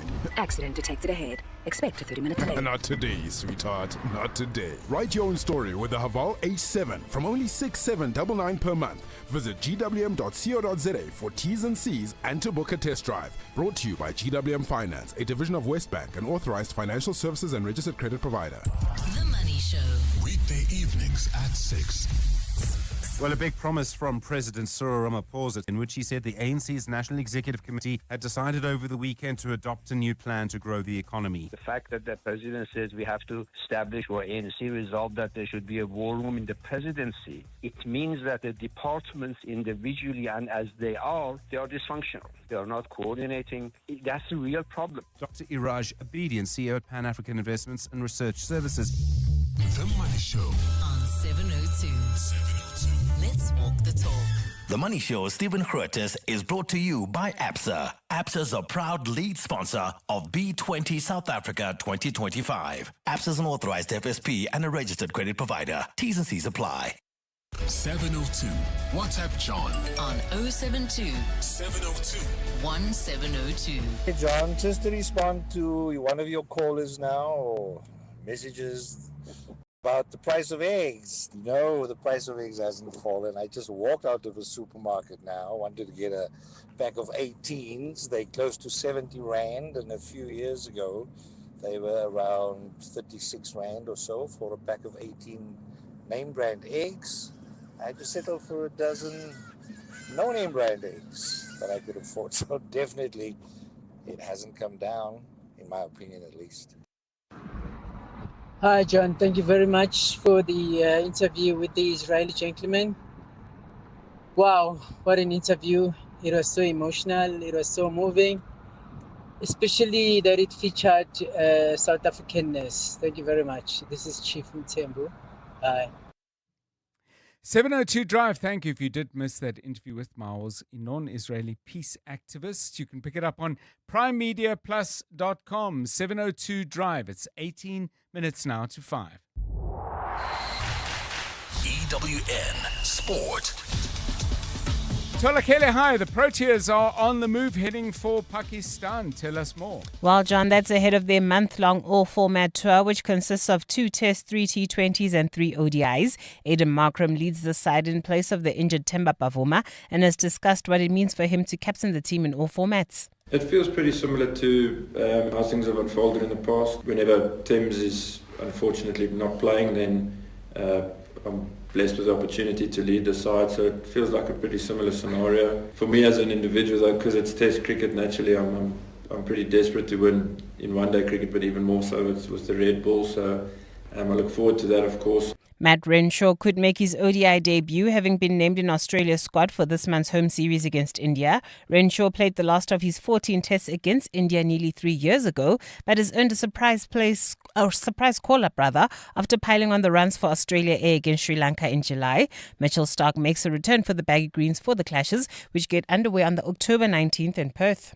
Over to football, where Bafana Bafana are expecting no favours from Zimbabwe when the two nations clash in a 2026 FIFA World Cup qualifier on Friday. Friday. With 6 points required from their last 2 games, it's not expected that Hugo Bruce will experiment with his team selection, but Malibongwe Khoza is hoping to do enough to be granted an opportunity to make his debut. As players, we tend to look down to Kosafa and Chen, but I don't think it's supposed to be that way. But it's a way of getting experience to some players who can break into the national team. When you go to Kosafa and tournaments like Chen, you tend to get some experience of national team and you kind of grow. Moroccan defender Naif Agad has assured fans that he's fine, having been attacked on Sunday at a Marseille airport on his way to join his national team. Taken to Instagram, the defender revealed that a man approached him in the VIP lounge asking for a photo and his phone number before turning aggressive and trying to slap him. The individual was quickly detained by police while Agad chose not to file a complaint. And switching over to live action from the Cricket World Cup, where England have been set a victory target of 179 against Bangladesh. They're currently at the crease on 72 for the loss of 4 in the 22nd over. They still need 107 runs for victory. Batting is Heather Knight on 16 alongside Emma Lamb on 1. Tholakele Mganga, Eyewitness News Sport. EWN Traffic.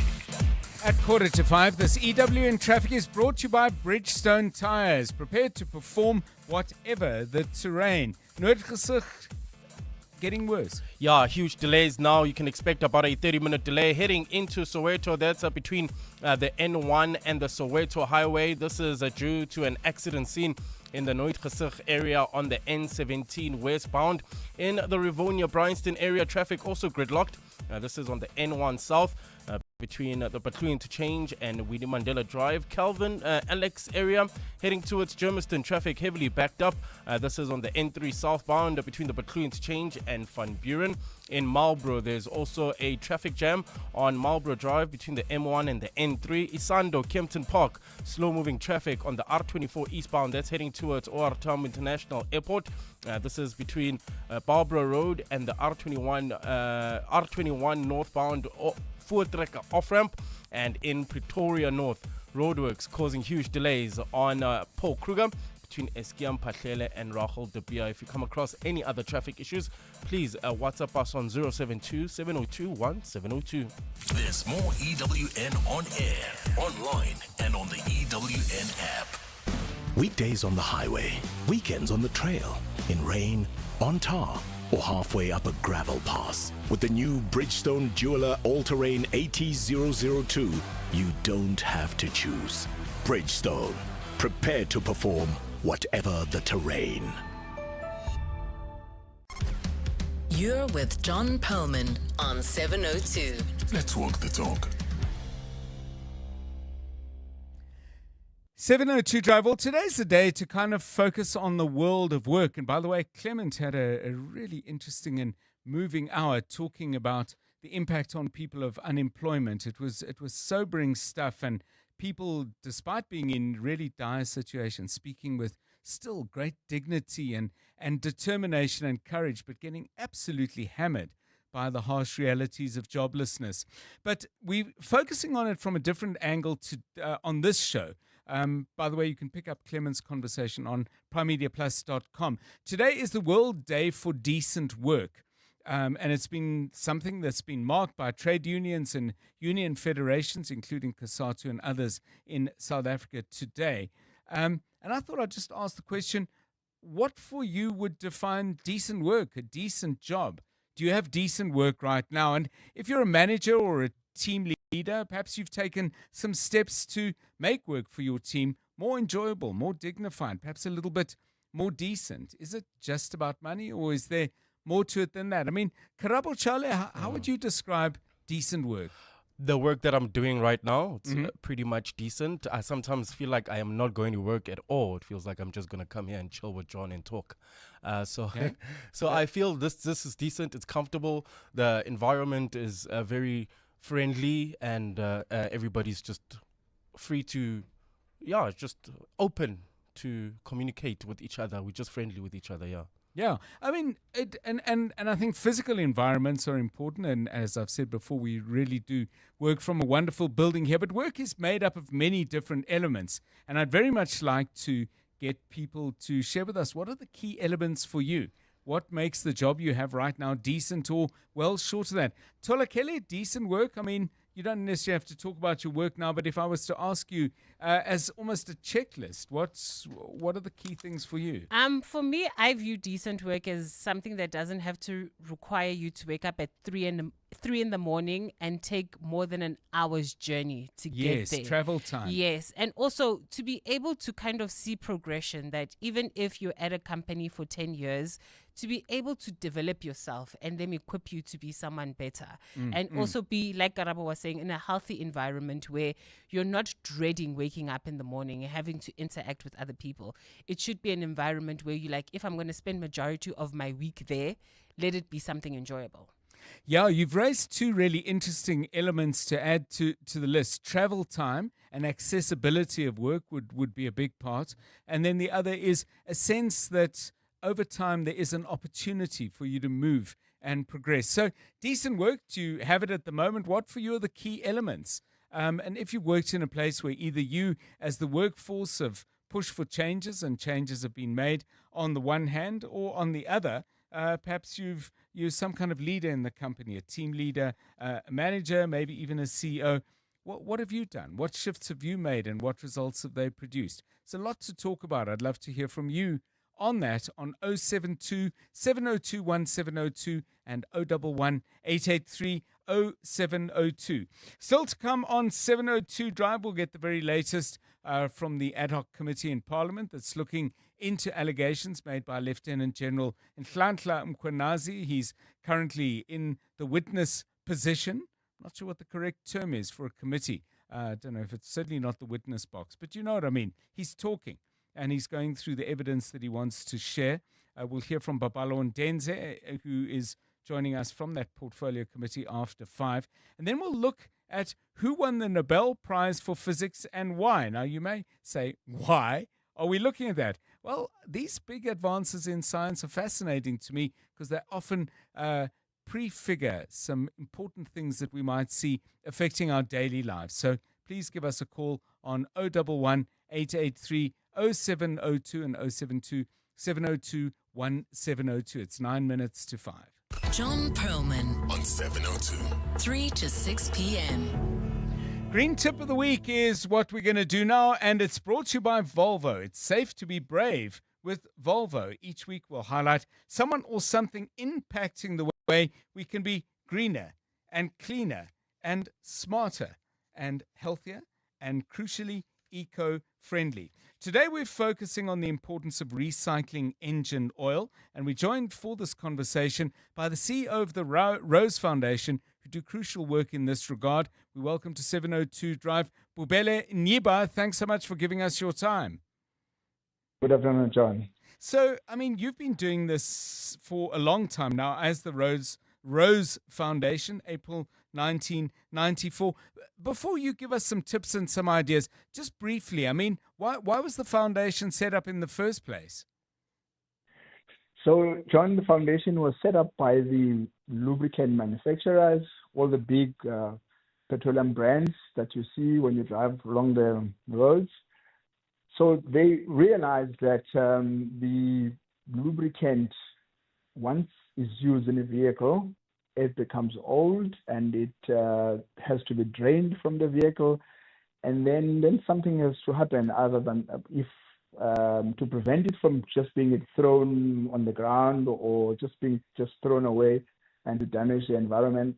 They decided to set up something so that oil does not get into the water streams, into the dams, into the land, to affect the environment. And so They set up the Rose Foundation just for the purposes of just organizing all of that so that it helps the environment. Yeah, and Rose is not about the flower, although it does suggest a healthy environment, but it stands for Recycling Used Oil Saves the Environment. So let's go to right now, Mr. Nyiba, and get your thoughts. I mean, you can't be everywhere as the Rose Foundation. We'll talk about the work that you do at the moment, but should we as a society, be it government or the private sector, be doing more to make it easier for people to safely dispose of oil? I mean, are the resources, facilities out there, or do we need many more? John, we literally everywhere in terms of the fact that we have got about 230 collection systems in the country. Wow! And those people, men and women, operating independently with their own vehicles, will be able to pick up oil literally in every town, every township, in every village in the country. If you let us know where you are and you don't know who collects in your area, we'll be able to identify where you are and who operates within a 100 kilometer, 50 kilometer radius within you. They may not be in your specific village, but there will be somebody in the town nearest to you. Yeah, that really is quite remarkable. Now, in the list of what you do, you want to make sure that all available used lubricating oil and related waste is collected, recycled, and managed in an environmentally responsible manner. Tell us about the recycling. Are there downstream business opportunities, and what products are coming out of the process? Yeah, John, if I can take you through the value chain. So a vehicle will have oil that is put in, and then after, when you go for a service, that oil needs to be drained at a workshop. So we call those places generators, where we find the oil. So once the oil is drained from the vehicle, then it needs to be collected from that workshop, wherever that workshop is. So that oil will need to be collected. So we've got people, the collectors that I mentioned earlier on, that will go into that workshop, and they'll then take that oil and they'll take it to a recycling facility where that oil is recycled into a different product. Now, the types of products that come out of recycling oil, in large part, they are what we call industrial fuel or furnace oil, for lack of a better word. So if you need to burn something at high degrees, like in a furnace, or you have a small smelter, the oil is a very useful and a cheaper alternative as a fuel for the smelter. And just for your industry, in the journalist industry, John, just for interest's sake, oil, the black oil of the newspaper that you read every day has got black ink, oil in it. The black ink is mixed with oil. So every newspaper you will read in this country will have black oil in them, in the black ink. So what I'm trying to illustrate is I'm giving you the smallest function, the smallest use to the biggest use, but there are other uses in between. But there are so many uses for the black oil. That's why members of the public should not really discard of it, because it is not only will it damage the environment, but actually useful things that you can utilize that oil towards. Well, thank you very much. And I had no idea of the scale and footprint of the Rose Foundation. If you've made use of their services, maybe you want to just tell us how that went. That was Bubele Niba, who is CEO of the Rose Foundation. Green Tip of the Week is brought to you by Volvo. It's safe to be brave with Volvo. Tune in again next week, Tuesday, for another Green Tip of the Week. Clement Maniatella. Weekday mornings, 9 to 12. 9 to 12. Once again, congratulations on this project. Can you maybe share with us what you've picked up? What is it that you think has been the central theme here that many of us have actually experienced when we were 25? Clement, the one theme that really runs through the book is the love for this country. 25 Life Lessons at 25 is a mixture between great South Africans and giants of our continent. And really, the one central theme is that none of you gave up. All 25 people still push to today, not because they want their lives to be better, but also they want this country and the continent to be better. Tambaletu Seisi. Clement Maniatella. 9 to 12 on 702. Corporates That Care promotes and encourages corporate leaders and all citizens to walk the talk for a better South Africa. Catch Corporates That Care this Wednesday at 10 to 9, featuring Investec SA. Their CEO, Kumesh Mudlia, will be in conversation with Bongani Bingwa. And join us every Wednesday as we highlight the efforts of companies and brands dedicated to building our country. Corporates That Care is a Prime Media Cares initiative with 702 and Prime Media Outdoor. 702, let's walk the talk and make a difference together. When I say insurance, you say pineapple. Insurance. Pineapple.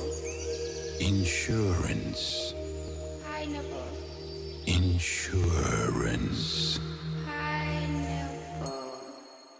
Pineapple FSP 48650 is underwritten by Omart Insure Limited, a licensed non-life insurer and authorized FSP.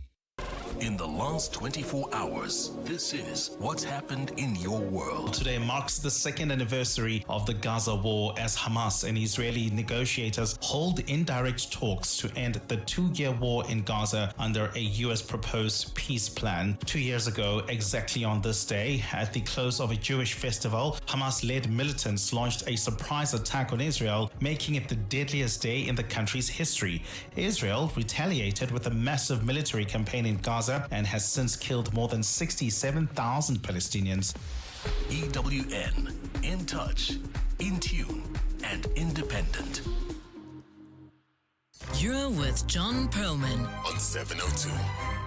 News at 5 coming up in a moment, but first this message which says, broadcaster, instead of repetitive usage, please use different adjectives to increase our children's vocabulary. There are so many of them, and here's the list. There's probably more. Superb, delicious, lit, cool, merry, splendid, fabulous, awesome, phenomenal, etc. If you want to add to the bit that is now currently bookmarked as etc., words we could or should be using, send me a few. It's 5 o'clock. This is EWN. A senior officer leaves for France for a probe into Mthethwa's death, and Mkhwanazi in the hot seat of Parliament's Police Ad Hoc Committee.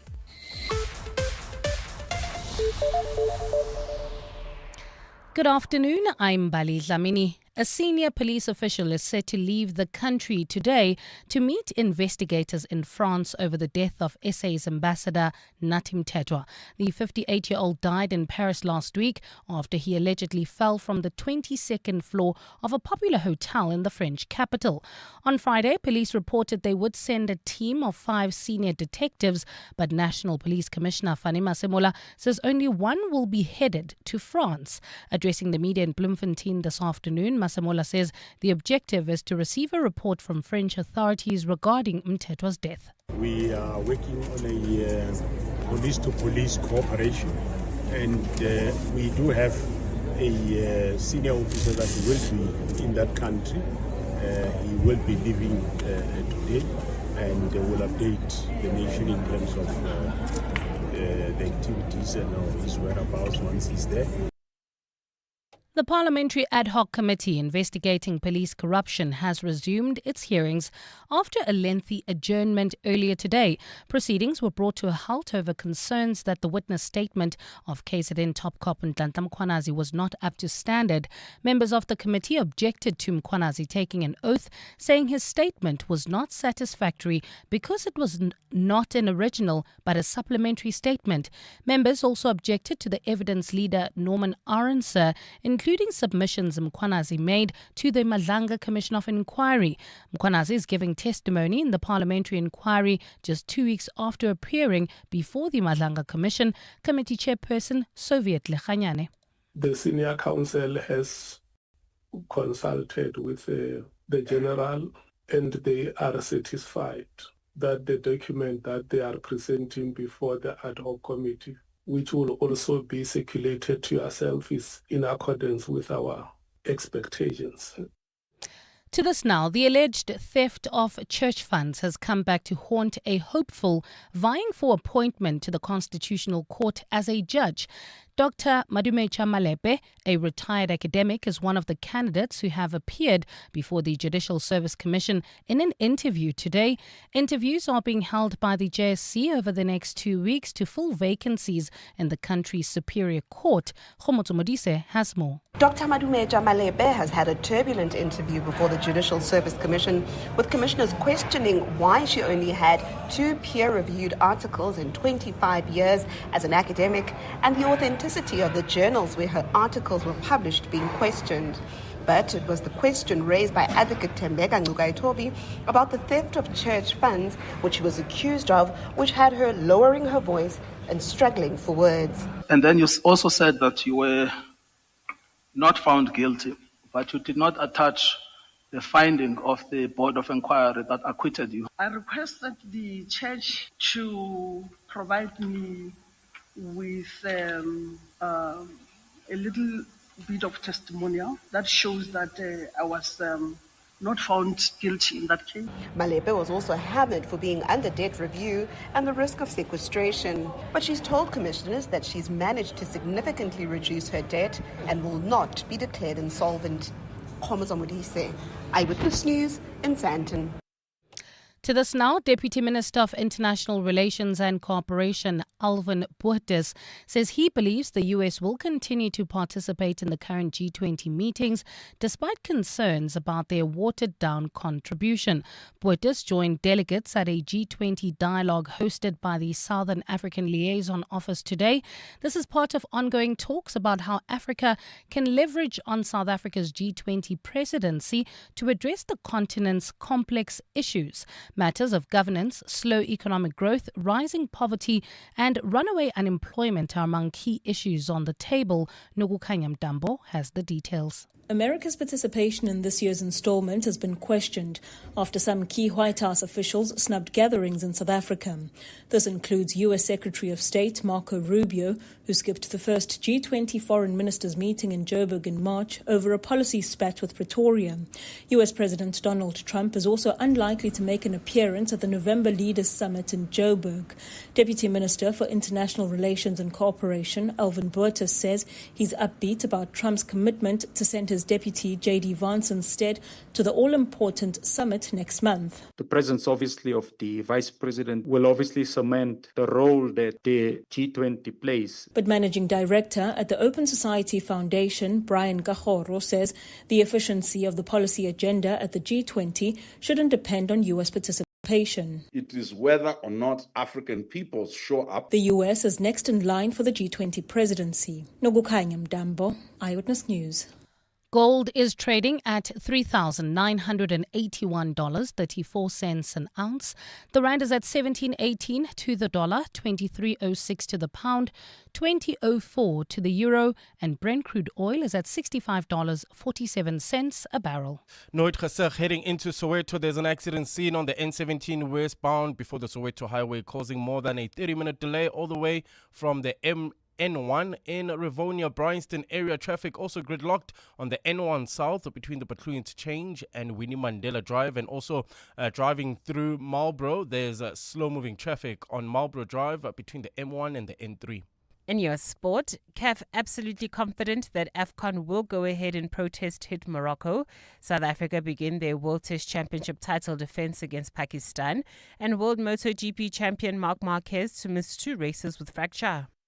A partly cloudy Wednesday in store for Gauteng tomorrow, with isolated showers and thundershowers expected. Joburg dropping to overnight lows of 15 degrees, peaking at 26. Pretoria 16 and 30, and Vereniging 10 and 27 degrees.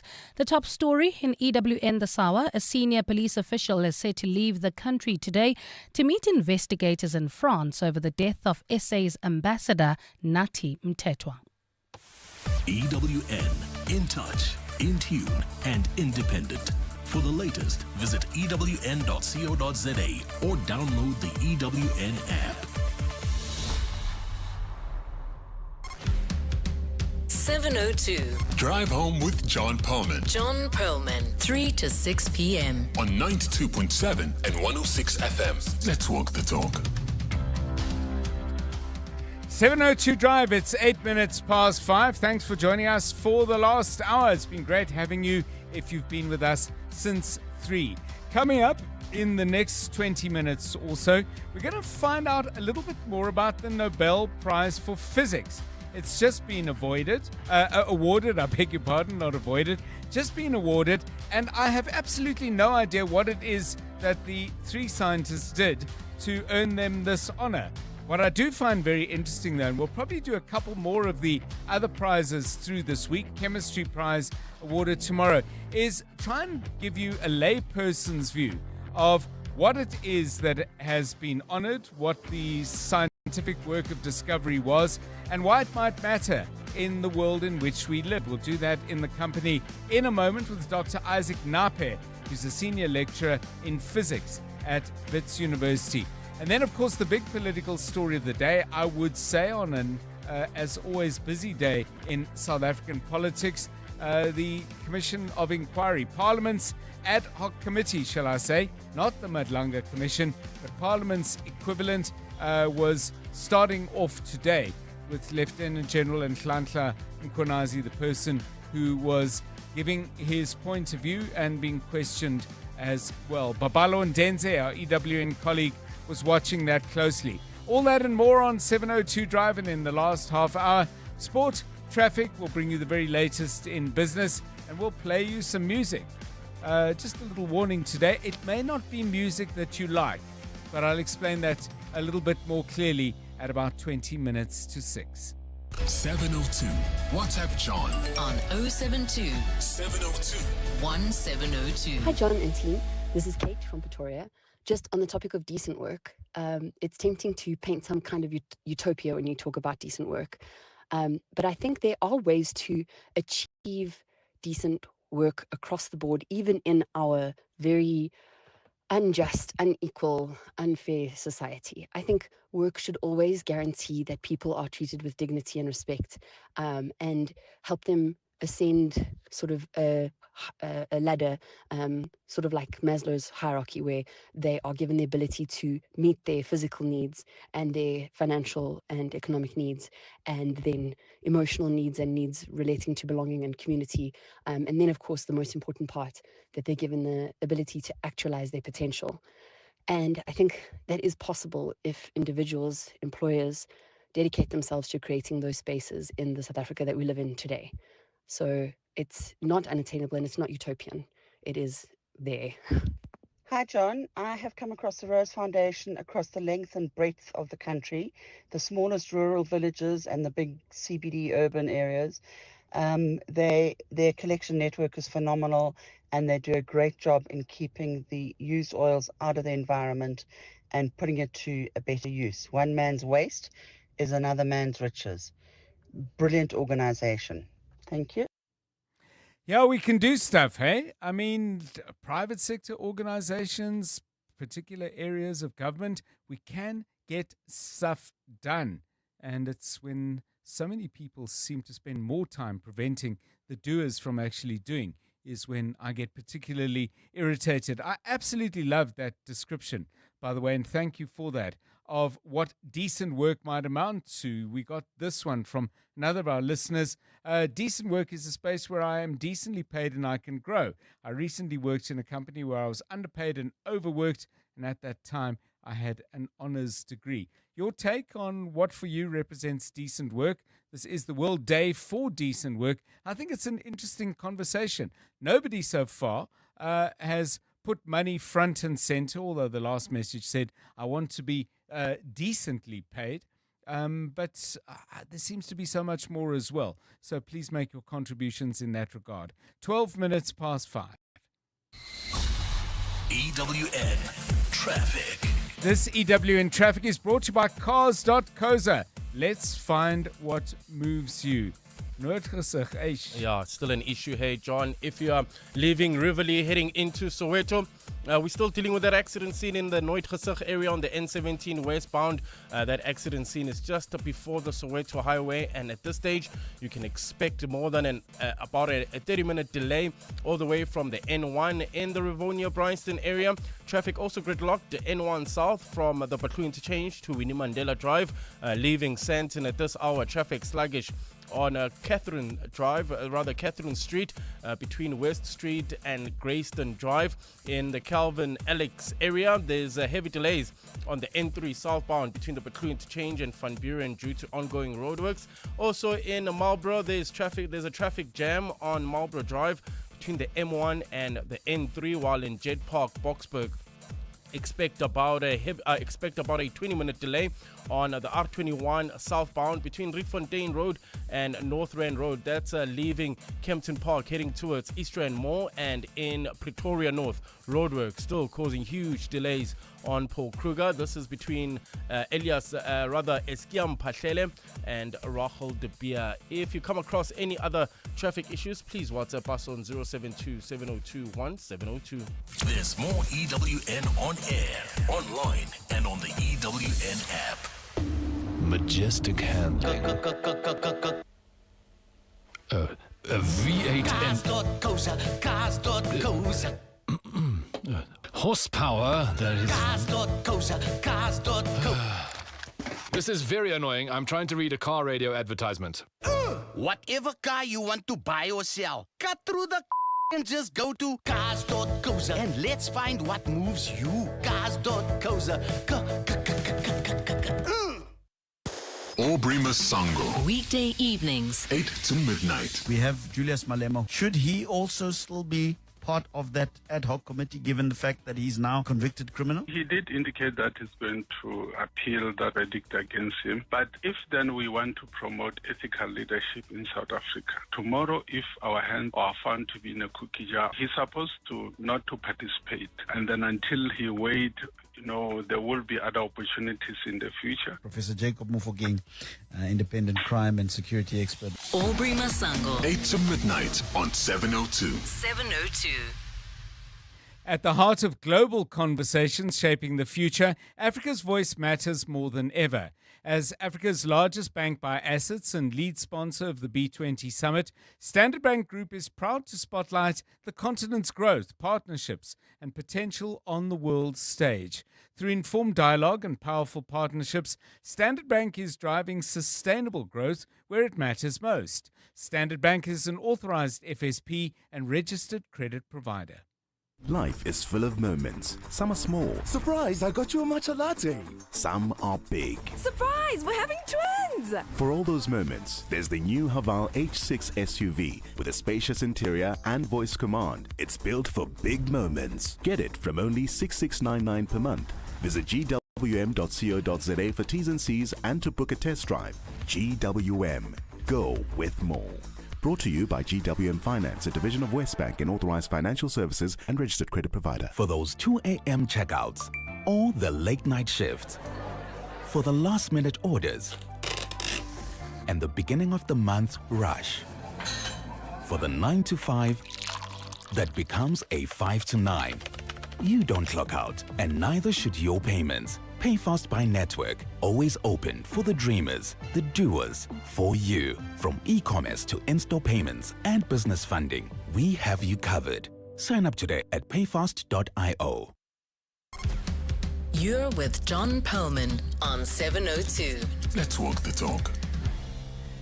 702 Drive at 16 minutes past 5. Let's talk a little bit about science, in particular physics, and in particular, the Nobel Prize in Physics 2025 has been awarded to 3 scientists. Now, they are the people being honored: John Clark, a British physicist based at the University of California at Berkeley; Michel Devoret, French physicist based at Yale University; and John Martinis, who is at the University of California in Santa Barbara. Now, I'm going to read to you what the citation from the Nobel Prize Committee said about the work that they did. They were honored for, quote, the discovery of macroscopic quantum mechanical tunneling and energy quantization in an electric circuit. Now, I don't know what that means. I'm about to introduce you to somebody who does know what it means and can tell us why this is important to us. But what I do find interesting about the Nobel Prizes, the Medicine Prize yesterday, Physics today, Chemistry tomorrow, is these scientific discoveries often provide the foundations for things that get done that actually make a fundamental difference in our lives. Now, last year, and this one I think you can relate to more easily, John Hopfield and Geoffrey Hinton were honored for foundational discoveries and inventions that enable machine learning with artificial neural networks. So, okay, AI, we've heard about that, and clearly their contribution to that was distinct and distinguished. So, let's get into this year's winners and find out a little bit more about why it matters. Dr. Isaac Nape is a senior lecturer in the School of Physics at Wits University. Dr. Nape, welcome, and thanks very much for giving us your time. But before we talk about the importance of the work done by Prof. Clark and Prof. Deveray and Prof. Martinez, what exactly is it that they did? Could you share that with us in layperson's terms so we get a handle on it? Yeah, so good afternoon to your listeners, and thanks a lot for inviting me to talk to everyone here. So the idea is that they actually were the first few people to design quantum systems that could basically fit in the palm of my hand. Mm-hmm. Okay, so we'd say this is macroscopic physics. And why is this such a big deal? It's because, quantum physics before their time was believed to be something that's only seen in the microscopic world. So you need very, very small things the size of atoms.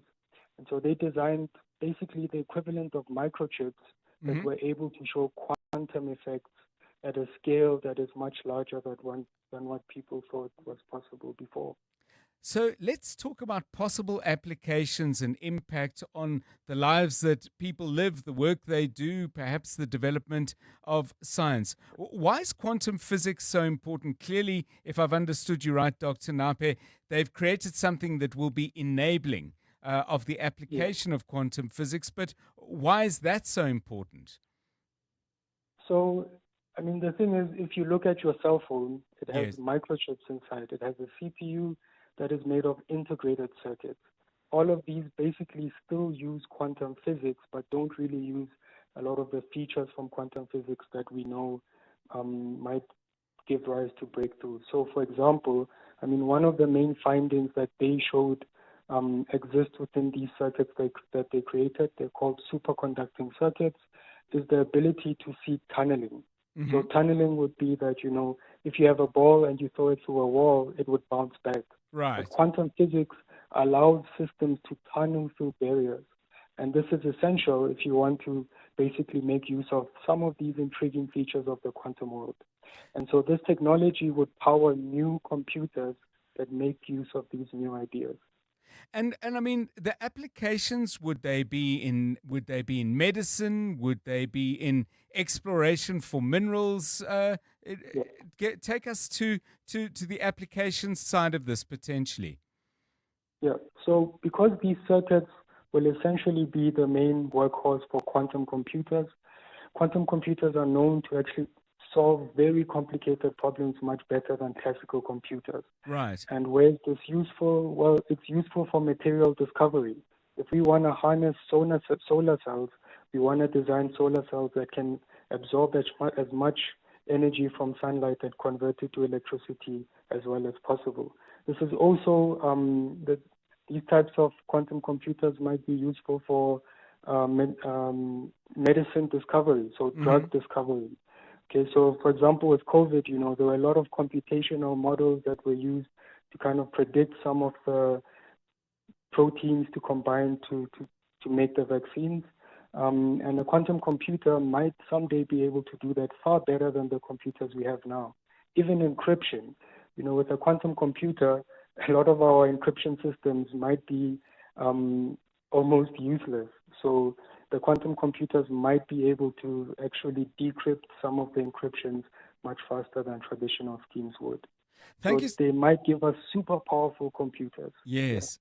Thank you so much, Dr. Isaac Nape, making sense of, I must admit, a world that I don't know a great deal about. But you may recall a little while back we had his colleague, Professor Andrew Forbes, also explaining this world to us. So, the Nobel Peace Prize for Physics, probably ordinarily, and that would be true of me too, something one would barely take note of unless you're interested in physics. But I thought let's take a stab at some of these prizes and look at what they might mean for us in the future. So applications in solar technology, in searching for drug development, encryption is very much part of our lives, whether we call it that or not, the way in which we bank online and so on. All of this at play in the world that these three men were honored for. So we'll keep going at it. And if you've got some questions or some other ideas, drop me a note. 072 702 1702. 23 minutes past 5.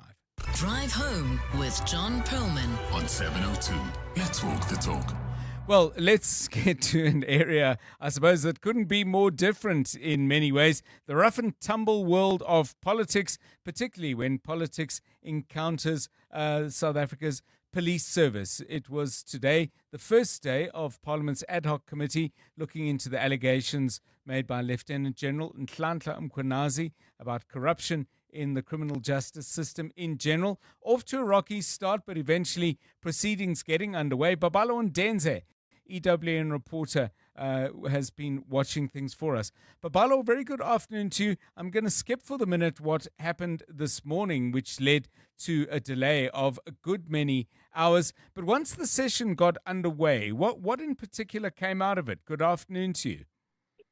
Hi, good afternoon, John. Yes, indeed. Once the session resumed after about a 4-hour delay from this morning's shenanigans that you are quite aware of, they got into, Nhlanhla Mkhwanazi's press conference on the 6th of July, as well as focusing on or zooming in on the political killings task team. Now, that was one of the first questions that were put to Mkhwanazi and the reasons behind this, and basically Advocate Norman Arendse, putting it to Mkhwanazi that, some people that are implicated may argue when they finally do come to the ad hoc committee inquiry to give their evidence, that they may argue that, in fact, this was a political decision, it was a lawful decision, and it was done, by politicians because it was initially, set up by politicians through a political decision. But Nhlanhla Mkhwanazi is rejecting this suggestion that the political killings task team was, in any form political. He says this was a purely, crime matter, operational matter, and it can't be considered, political. He says, what if a police minister is not really a politician? He might be an academic. Acting police Commissioner Cyril Kachala, for example, right. Is someone that's from academic. So he's making that example that it could be anyone, who's been appointed the minister, and that person might not necessarily be a high-ranking official of an ANC or a DA or any other political party.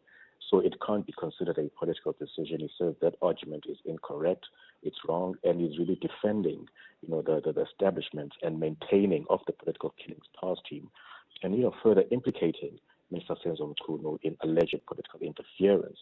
And he's also saying that the political killings task team can't just, be done away with now with the local government election coming up next year. It's even more critical for it to be kept in place. And you were also asked around issues around IPED, the Police Investigative Directorate, and a certain Mr. Nkabinde, who was, former official, former policeman and former IPED official, and how he was also, close to Mr. Senzo Mchunu at some point. He says that this Mr. Nkabinde traveled with Robert McBride, the former IPED head, right, to Senzo Mchunu's house in Empangeni in KZN, to discuss an investigation that IPED was looking into. Now, this was Senzo Mchunu when he was still a water and sanitation minister. This was before he became police minister.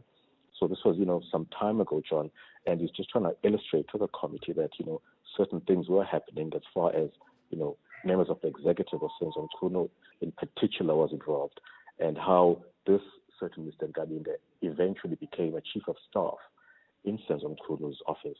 And he says at some point, Mr. Nkabinde asked him, Nhlanhla Mkhwanazi, what exactly does the chief of staff do? What does that job entail?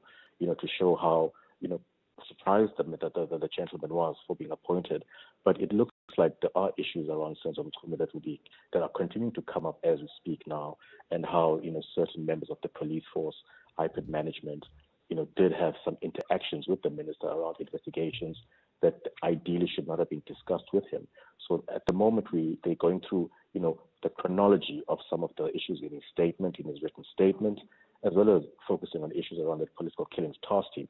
And now this is one of the main key terms of reference for this committee, as well as looking at the influence of members of the executive politicians, as well as Parliament's oversight and certain tenders in the police that were awarded. I think there's a 360 billion rand tender, healthcare tender that went to one Ket Mklala.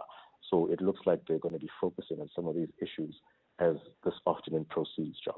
Thank you so much. Proceedings still underway. Babalo Ndenze just stepping out of the committee room to give us that update. Babalo, I'm sure, will be feeding news and updates into the regular bulletins that we have here on 7:02. The next news headlines around up in 3 or 4 minutes' time. And then, of course, top of the hour and bottom of the hour, 5:30. We'll have regular updates from Babalo on all the other big stories. Let's get the latest from the markets. EWN Business. Stephen Curtis, a very good afternoon to you once again. Afternoon, John. Well, the gold price now just $17 away from $4,000. In fact, less than that, $16.5 really. $3,983.48 an ounce at the moment, just getting closer and closer. What was today's word? Outstanding was today's word, I think it was. I'll have to find another word if we get past $4,000 today. The ore share, though, down 0.43% at 109,449 at the close. Financials down 0.25%. Industrials down 0.16%. Resources down, despite the gold price, 1.09%. And some of the gold shares actually down on the day. I don't think there's much in this. I think people are just thinking it can't go much further. DRD Gold down nearly 4%. Harmony down nearly 3%. Gold Fields down over 2% on the day. Sasol also down 3.26%. And Mondi having another tough day, down nearly 3% after losing, 16% yesterday after that outlook that showed that they're very concerned about the next year or so. And Blue Label down 2.63% on the day. Data Tech, the big success story today, up nearly 11.5%. They did say their earnings would be double what they were. This is to the 6 months to the end of August. Now, the companies that pretty much are well distributed around the world and in the right industry, the IT industry, all doing very well in Europe and in the Americas in particular.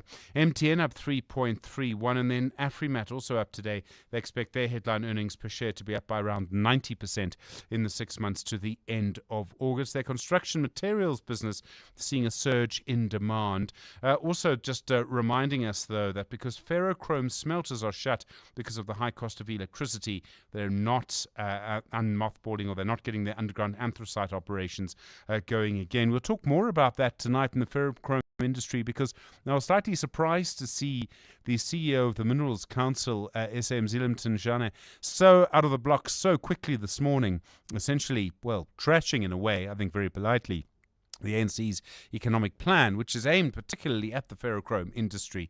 In the US, markets turning negative despite more hopes of an interest rate cut. The Dow Jones down 0.25%, the Nasdaq down 0.49%, the S&P 500 down 0.29%. I think a big part of that might be the shutdown of the US federal government. And of course, all of that feeds into a stronger rand and a higher gold price. So yes, the gold price, $3,983.48 an ounce. Platinum, $1,633.35. Brent crude, $65.17. The rand stronger, 17.19 to the dollar, 20.07 to the euro, and 23.11 to the British pound. Also on the Money Show tonight, we will be talking about how you actually can cash in during this boom. Warren Ingram, your person on that in Personal Finance tonight. Why we should be getting more money from the tobacco industry than we already are, and I suppose, to be fair, how they're basically getting away with it. And then, John, I don't know if you feel you get enough sleep. Yes? No? Reasonable amounts. Some days better than others, but generally I think I probably get enough. I'm very envious. Well, we'll be talking about the impact of sleep on how you make money. Stephen Curtis, EWN Business. Maybe that's why I don't make money. I'm sleeping too much. 7:02 Drive. Stephen Curtis back with the Money Show between 6 and 8 right now. The very latest news, violent protests at Fort Hare, buildings burnt and gutted. Let's get the latest from Mbali Tlamini. Thanks, John. Good afternoon. Eastern Cape Premier Oscar Mabuyane has condemned violent protests at the University of Fort Hare's Alice campus. Disgruntled students have set parts of the institution alight and vandalized other crucial infrastructure during the ongoing unrest. They are aggrieved by the amendment of the Student Governance Constitution, which they claim was decided upon without the input of the elected SRC. The Premier says he's concerned by the students' violent demonstrations, which have also led to the destruction of the student centre, which was gutted by flames. Thandoluhle Ngcobo reports. The violent demonstration by students started after the university announced an interim SRC would be appointed during the amendment of the Constitution. Today, the Premier has called for calm, urging student leaders to engage university management constructively. Meanwhile, the Ministry of Higher Education says it's closely monitoring developments at the institution, saying a meeting has been scheduled for this week to address some of the issues. Academic activities have come to a halt owing to safety concerns from student formations, staff and other stakeholders. The Higher Education Ministry has assured that talks will begin tomorrow to find a solution to ending the protests. Thandoluhle Ngcobo, Eyewitness News. The Palestine Solidarity Campaign joined hundreds of COSATU supporters who marched through the Cape Town CBD today to mark International Day for Decent Work. The marchers are calling for fair wages, job security and the protection of workers' rights as part of a nationwide campaign.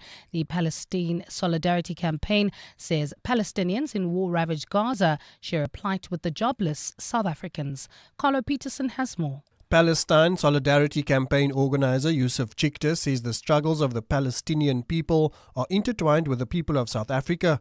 We are the saying in South Africa, our land, our labor and our liberty. The Palestinians are deprived of all that still, and to some extent we are also deprived. Chikta says an injury to one is an injury to all. Return the land to the Palestinians, return the land to South Africans, return the productive sources to the people, to the workers. The march ended with COSATU handing memorandums to the provincial and national government, along with the city of Cape Town. Carlo Peterson, Eyewitness News. And UN Secretary-General Antonio Guterres has renewed his call for the immediate release of all hostages taken during the October 7th attacks on Israel. In a statement, Guterres called for an end to the fighting in Gaza, Israel and the wider region. It's the second anniversary of the October 7th attack today as Hamas and Israel negotiators hold indirect talks aimed at ending the war in Gaza under a U.S. proposed peace plan. UN spokesperson Alessandra Vellucci. A permanent ceasefire and a credible political process are essential to prevent further bloodshed and pave the way for peace. International law must be respected. In your weather, a partly cloudy Wednesday in store for Gauteng tomorrow with isolated showers and thundershowers expected. Lows of between 10 and 16 degrees and highs of between 26 and 30. Nooit Gesig, Soweto, there's a slow-moving traffic. This is due to an accident scene N17 westbound between the N1 and the Soweto Highway. Expect about a 30-minute delay through there. In Pretoria North, roadwork still causing huge delays on Paul Kruger from Eskiam Pahlela to Rachel de Beer, and in Claremont still in Tshwane, bumper-to-bumper traffic on Bremer Street between the Dashboard Tunnel and the R80. A top story in EWN, Eastern Cape Premier Oscar Mabuyane has condemned violent protests at the University of Fort Hare's Alice campus. Clement Maniatella. Weekday mornings, 9 to 12. 9 to 12. Once again, congratulations on this project. Can you maybe share with us what you've picked up? What is it that you think has been the central theme here that many of us have actually experienced when we were 25? Clement, the one theme that really runs through the book is the love for this country. 25 Life Lessons at 25 is a mixture between great South Africans and giants of our continent. And really, the one central theme is that none of you gave up. All 25 people still push to today, not because they want their lives to be better, but also they want this country and the continent to be better. Tambaletu Seisi. Clements Maniatella. 9 to 12 on 702. Mzansi, have you bought your Powerball ticket for the mind-blowing 120 million rand estimated jackpot this Tuesday? Don't delay. Play Powerball for an estimated 120 million rand jackpot today for your chance at winning the big millions. Buy your tickets now in store on nationallottery.co.za, the mobile app, cell phone banking, or simply dial *120 *7529 hash for USSD. Panda Pusher Play. Players must be 18 years or older. Play responsibly. Itube is the proud operator of the National Lottery. Every day I'm hustling. It's our reality as business owners. And it's good to know that there's someone out there who takes care of the business that makes the business. Gotta love My Way Business Insurance. Saving big on premiums with 24/7 emergency services, plus My Business Assist with marketing, legal, and labor advice services. Visit myway.co.za or dial 0860 64 64 64 and get a quote today. My Way is a licensed non-life insurer and FSP. T's, C's, and standard rates apply. My Way. Live your way. EWN Sport. Okay, let's get the latest from the world of sport. Africa Cup of Nations supposed to go ahead in Morocco. There are concerns. What's the CAF president saying, Tolakele? Well, John, Patrice Motsepe is absolutely confident that the 2025 Africa Cup of Nations will go ahead in Morocco despite ongoing anti-government protests in that country. Thousands of Moroccans have taken to the street for 10 straight nights calling for an end to corruption as well as a change of government. Morocco is scheduled to stage the Cup of Nations from December 21st to January 18. And our position is very clear. Morocco is plan A, Morocco is plan B, Morocco is plan C. And we are absolutely confident that we will, as CAF, cooperate, work together with the government, the people, and all the citizens and all the people of Morocco to host the most successful CAF in the history of this competition. Morale is high in the Bafana camp ahead of their decisive doubleheader in 2026 FIFA World Cup qualifying. They potentially stand 2 wins away from participating in a first World Cup since hosting it back in 2010. Malibongwe Khoza is one of the new faces in the squad ahead of the encounters against Zimbabwe and Rwanda, and he's spoken about what he has to do to become a Bafana regular. First of all, I think it's to be consistent.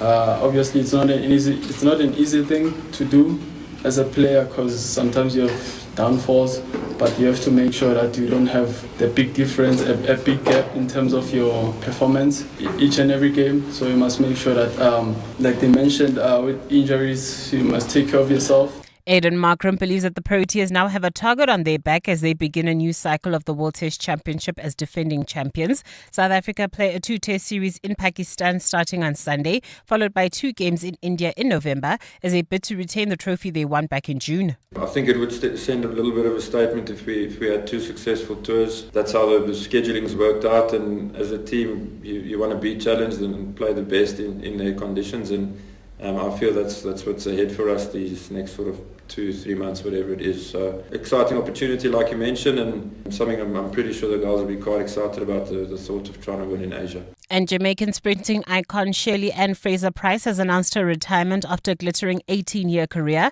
Fraser-Price bids farewell to competitive track and field as the most decorated 100-meter sprinter of all time. She's a 3-time Olympic gold medalist, a 10-time world champion, and her silver at the 4x100-meter relay world championships last month took her overall world's medal tally to 16.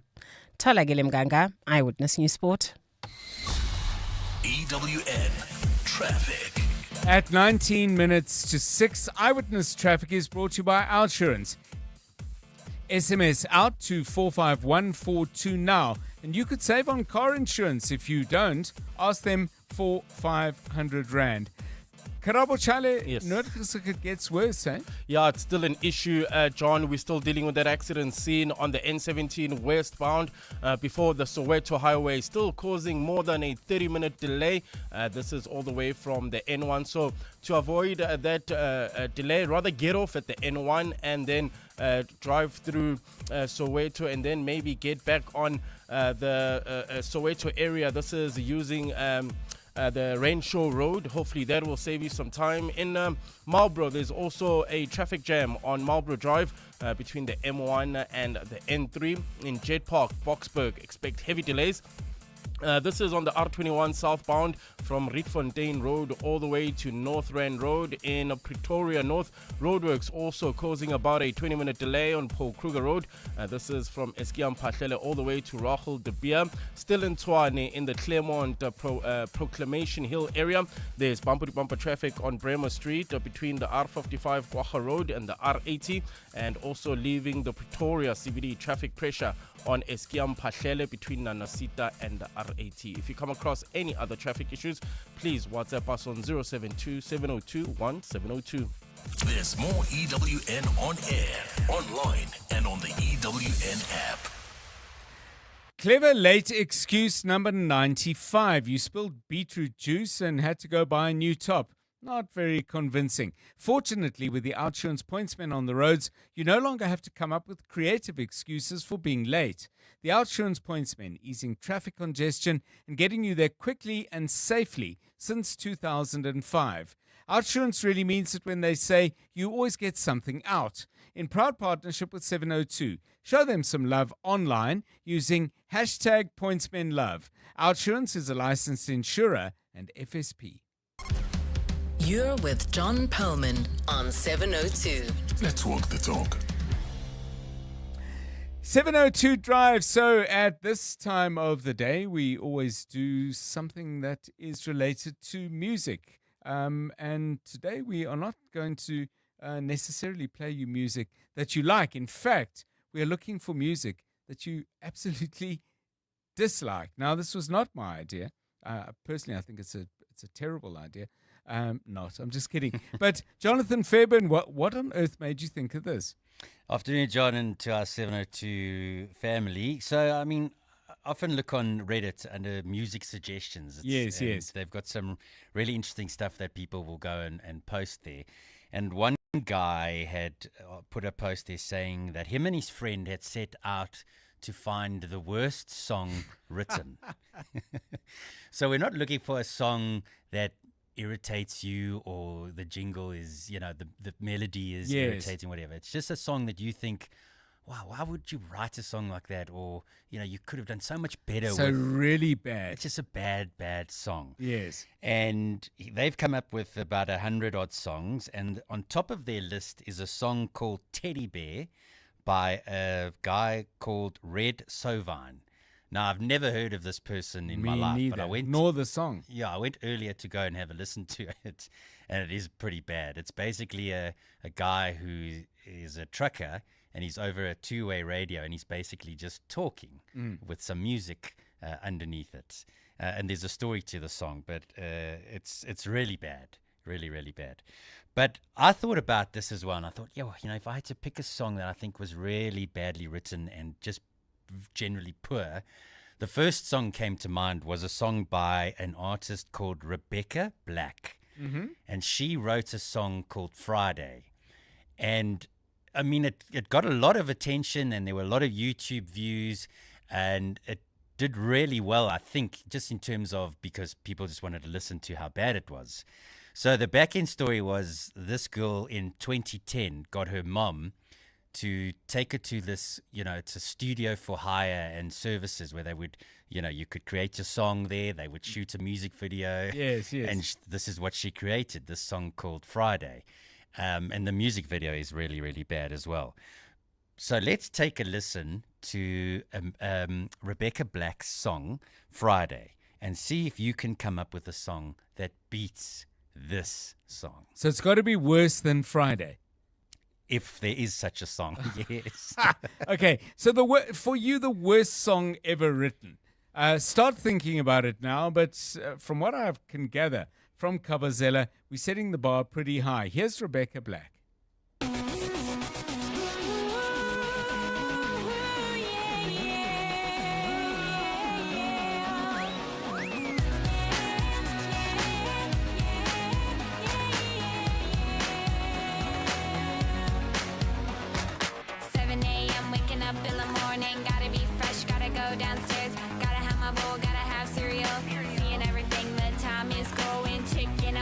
Everybody's rushing, gotta get down to the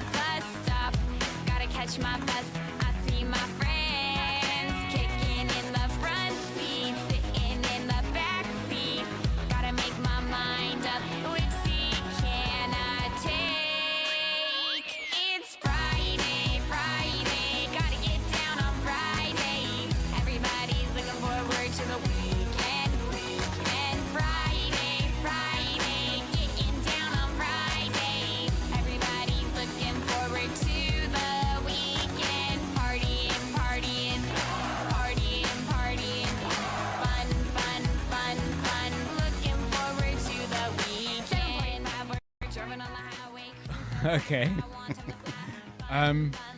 I mean, if you were to read the lyrics as if they were, meant to be read as opposed to a song, they would come out quite badly. Okay, so here we have it. Jonathan Fairburn Kabazela says this is the worst song he has ever heard. Come on, I bet you've got something else. Give us a call on 011 883 0702 and 072 702. We'll start playing your songs and reading your messages in a moment.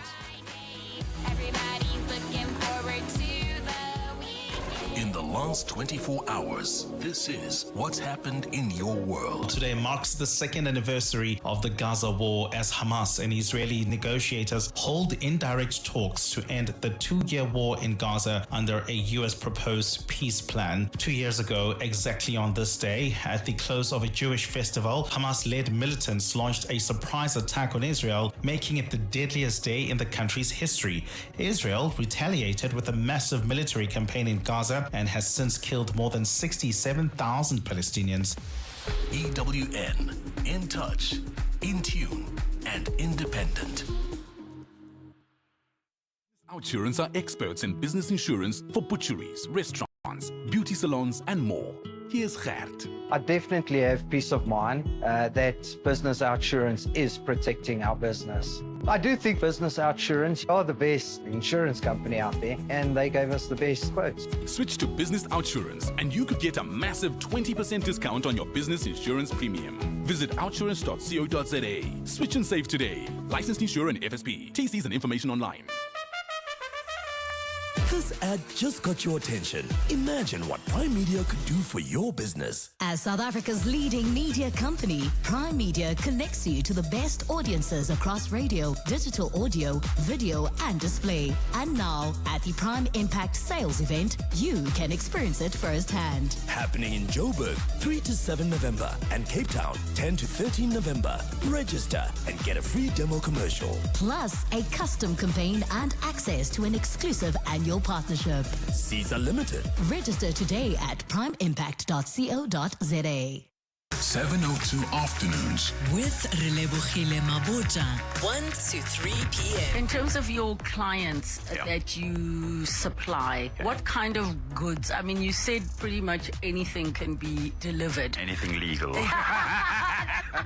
I'm so glad we clarified. Okay. What are people genuinely moving? Because I would imagine then your biggest customers, are they not your retailers and your service providers of? So I suppose maybe to say what differentiates us. We can service two types of clients. We can service ordinary men on the street that can download the app and literally book their on-demand delivery service. Similarly, we can integrate into any corporate or any retailer. The CEO of Good Earth Group, Terence Smith. 702 afternoons with Relebogile Maboja. Let's walk the talk. Drive home with John Perlman on 702. Let's walk the talk. Hi, Johnson. There used to be this one show on SABC 1, if I'm not mistaken, back in the day, called Coca-Cola Talent or something like that. And yeah, I'm sure in there you can find really bad songs. One of them was Kosatu Sal Your Hair. Maybars, Kosatu Sal Your Hair. Try for a bad song. I'm in love with my car by Queen.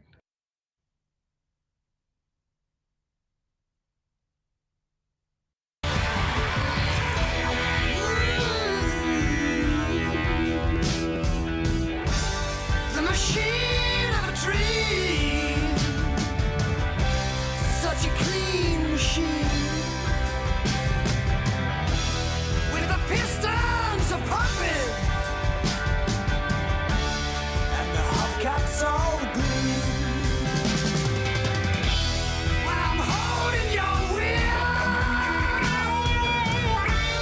all I hear is your gear. With my hand on your grease gun.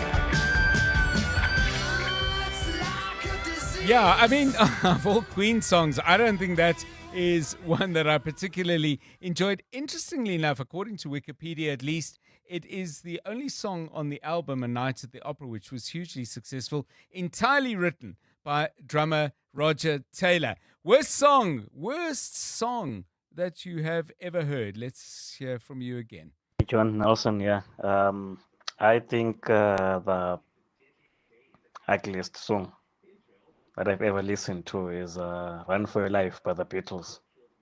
That was an ugly song. I don't think anyone does like it.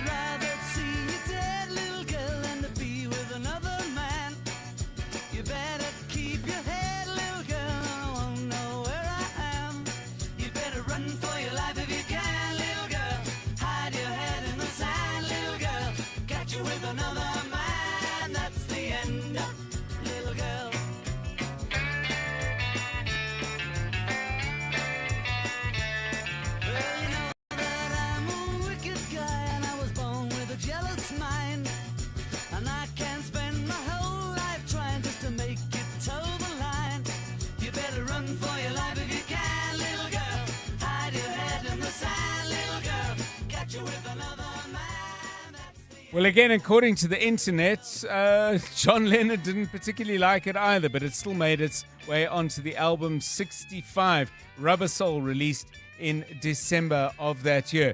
Now, this is something I haven't thought of for ages, but Sean sent this, and let me just scroll down to it. He says, worst song, he took off my Romeos. And I don't know if any of you remember this. This song was actually performed by the former Miss South Africa, Annelien Kriel. Take a listen.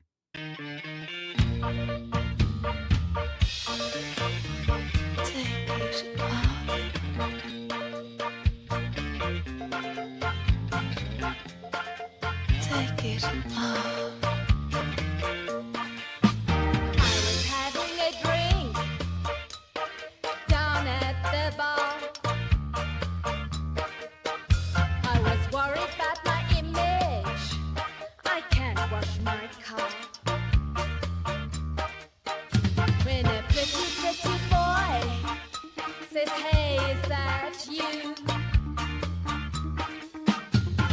Come along with me, I'll take off your Romeo. He took off my Romeo. Yeah, there you go. I do remember hearing it at the time and going, okay, what is this? Thank you, Sean, reminding us of that. Worst song you've ever heard. What other candidates have we got? Radio Gaga says Luella, that's her tip there. This from Anonymous, a song by Spike was called Ria Swimmer. It was atrocious, says that Anonymous listener. And this one, by the way, turns up on quite a lot of lists because I've been Googling a little bit. And Matlumocha says, one of the worst songs is We Built the City by Starship. Of course, there's some people who really like it. Keep the voice notes coming. Let's hear a few more. 702. WhatsApp John on 072 702 1702. I wonder if this lady who sings this terrible song Friday actually paid to record the song and do the music video.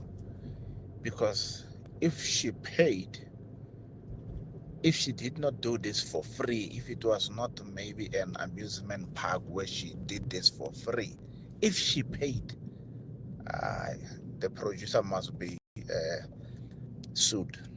You can't produce such a song. No. Good afternoon, John. It's Deborah in Middleburg. The worst one for me has to be Because I Got High by Afro Man. Roll another. Yeah.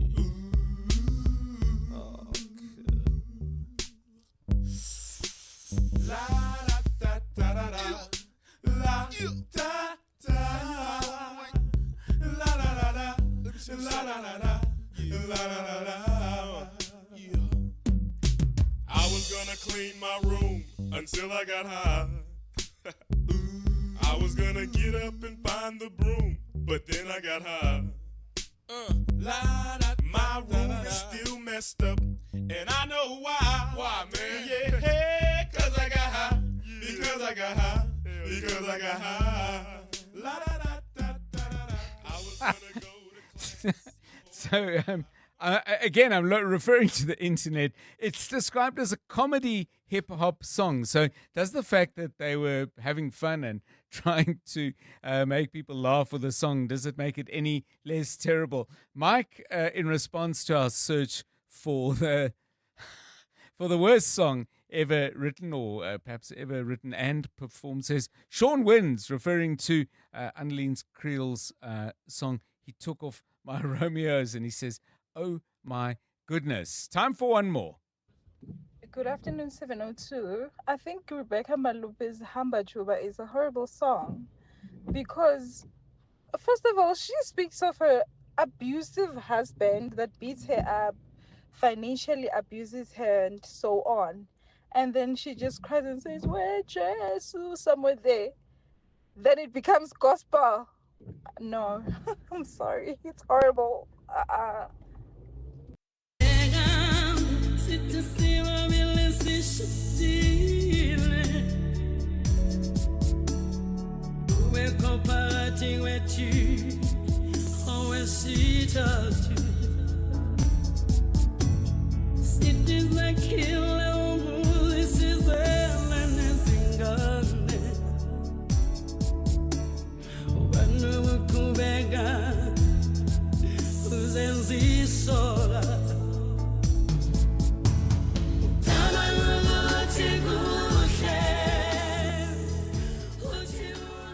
Yeah, it's an interesting one. I mean, we're able to reach consensus that some terrible songs are absolutely terrible. But listen to this one to finish out. Livy says, one of my worst songs is It Ain't Me, Babe by Bob Dylan. I rather like it. I mean, if I had to list my 20 best Bob Dylan songs, it may not make the top 20, but I thought it was a pretty good song. Anyway, it was a pretty good contribution from all of you. Thank you so much.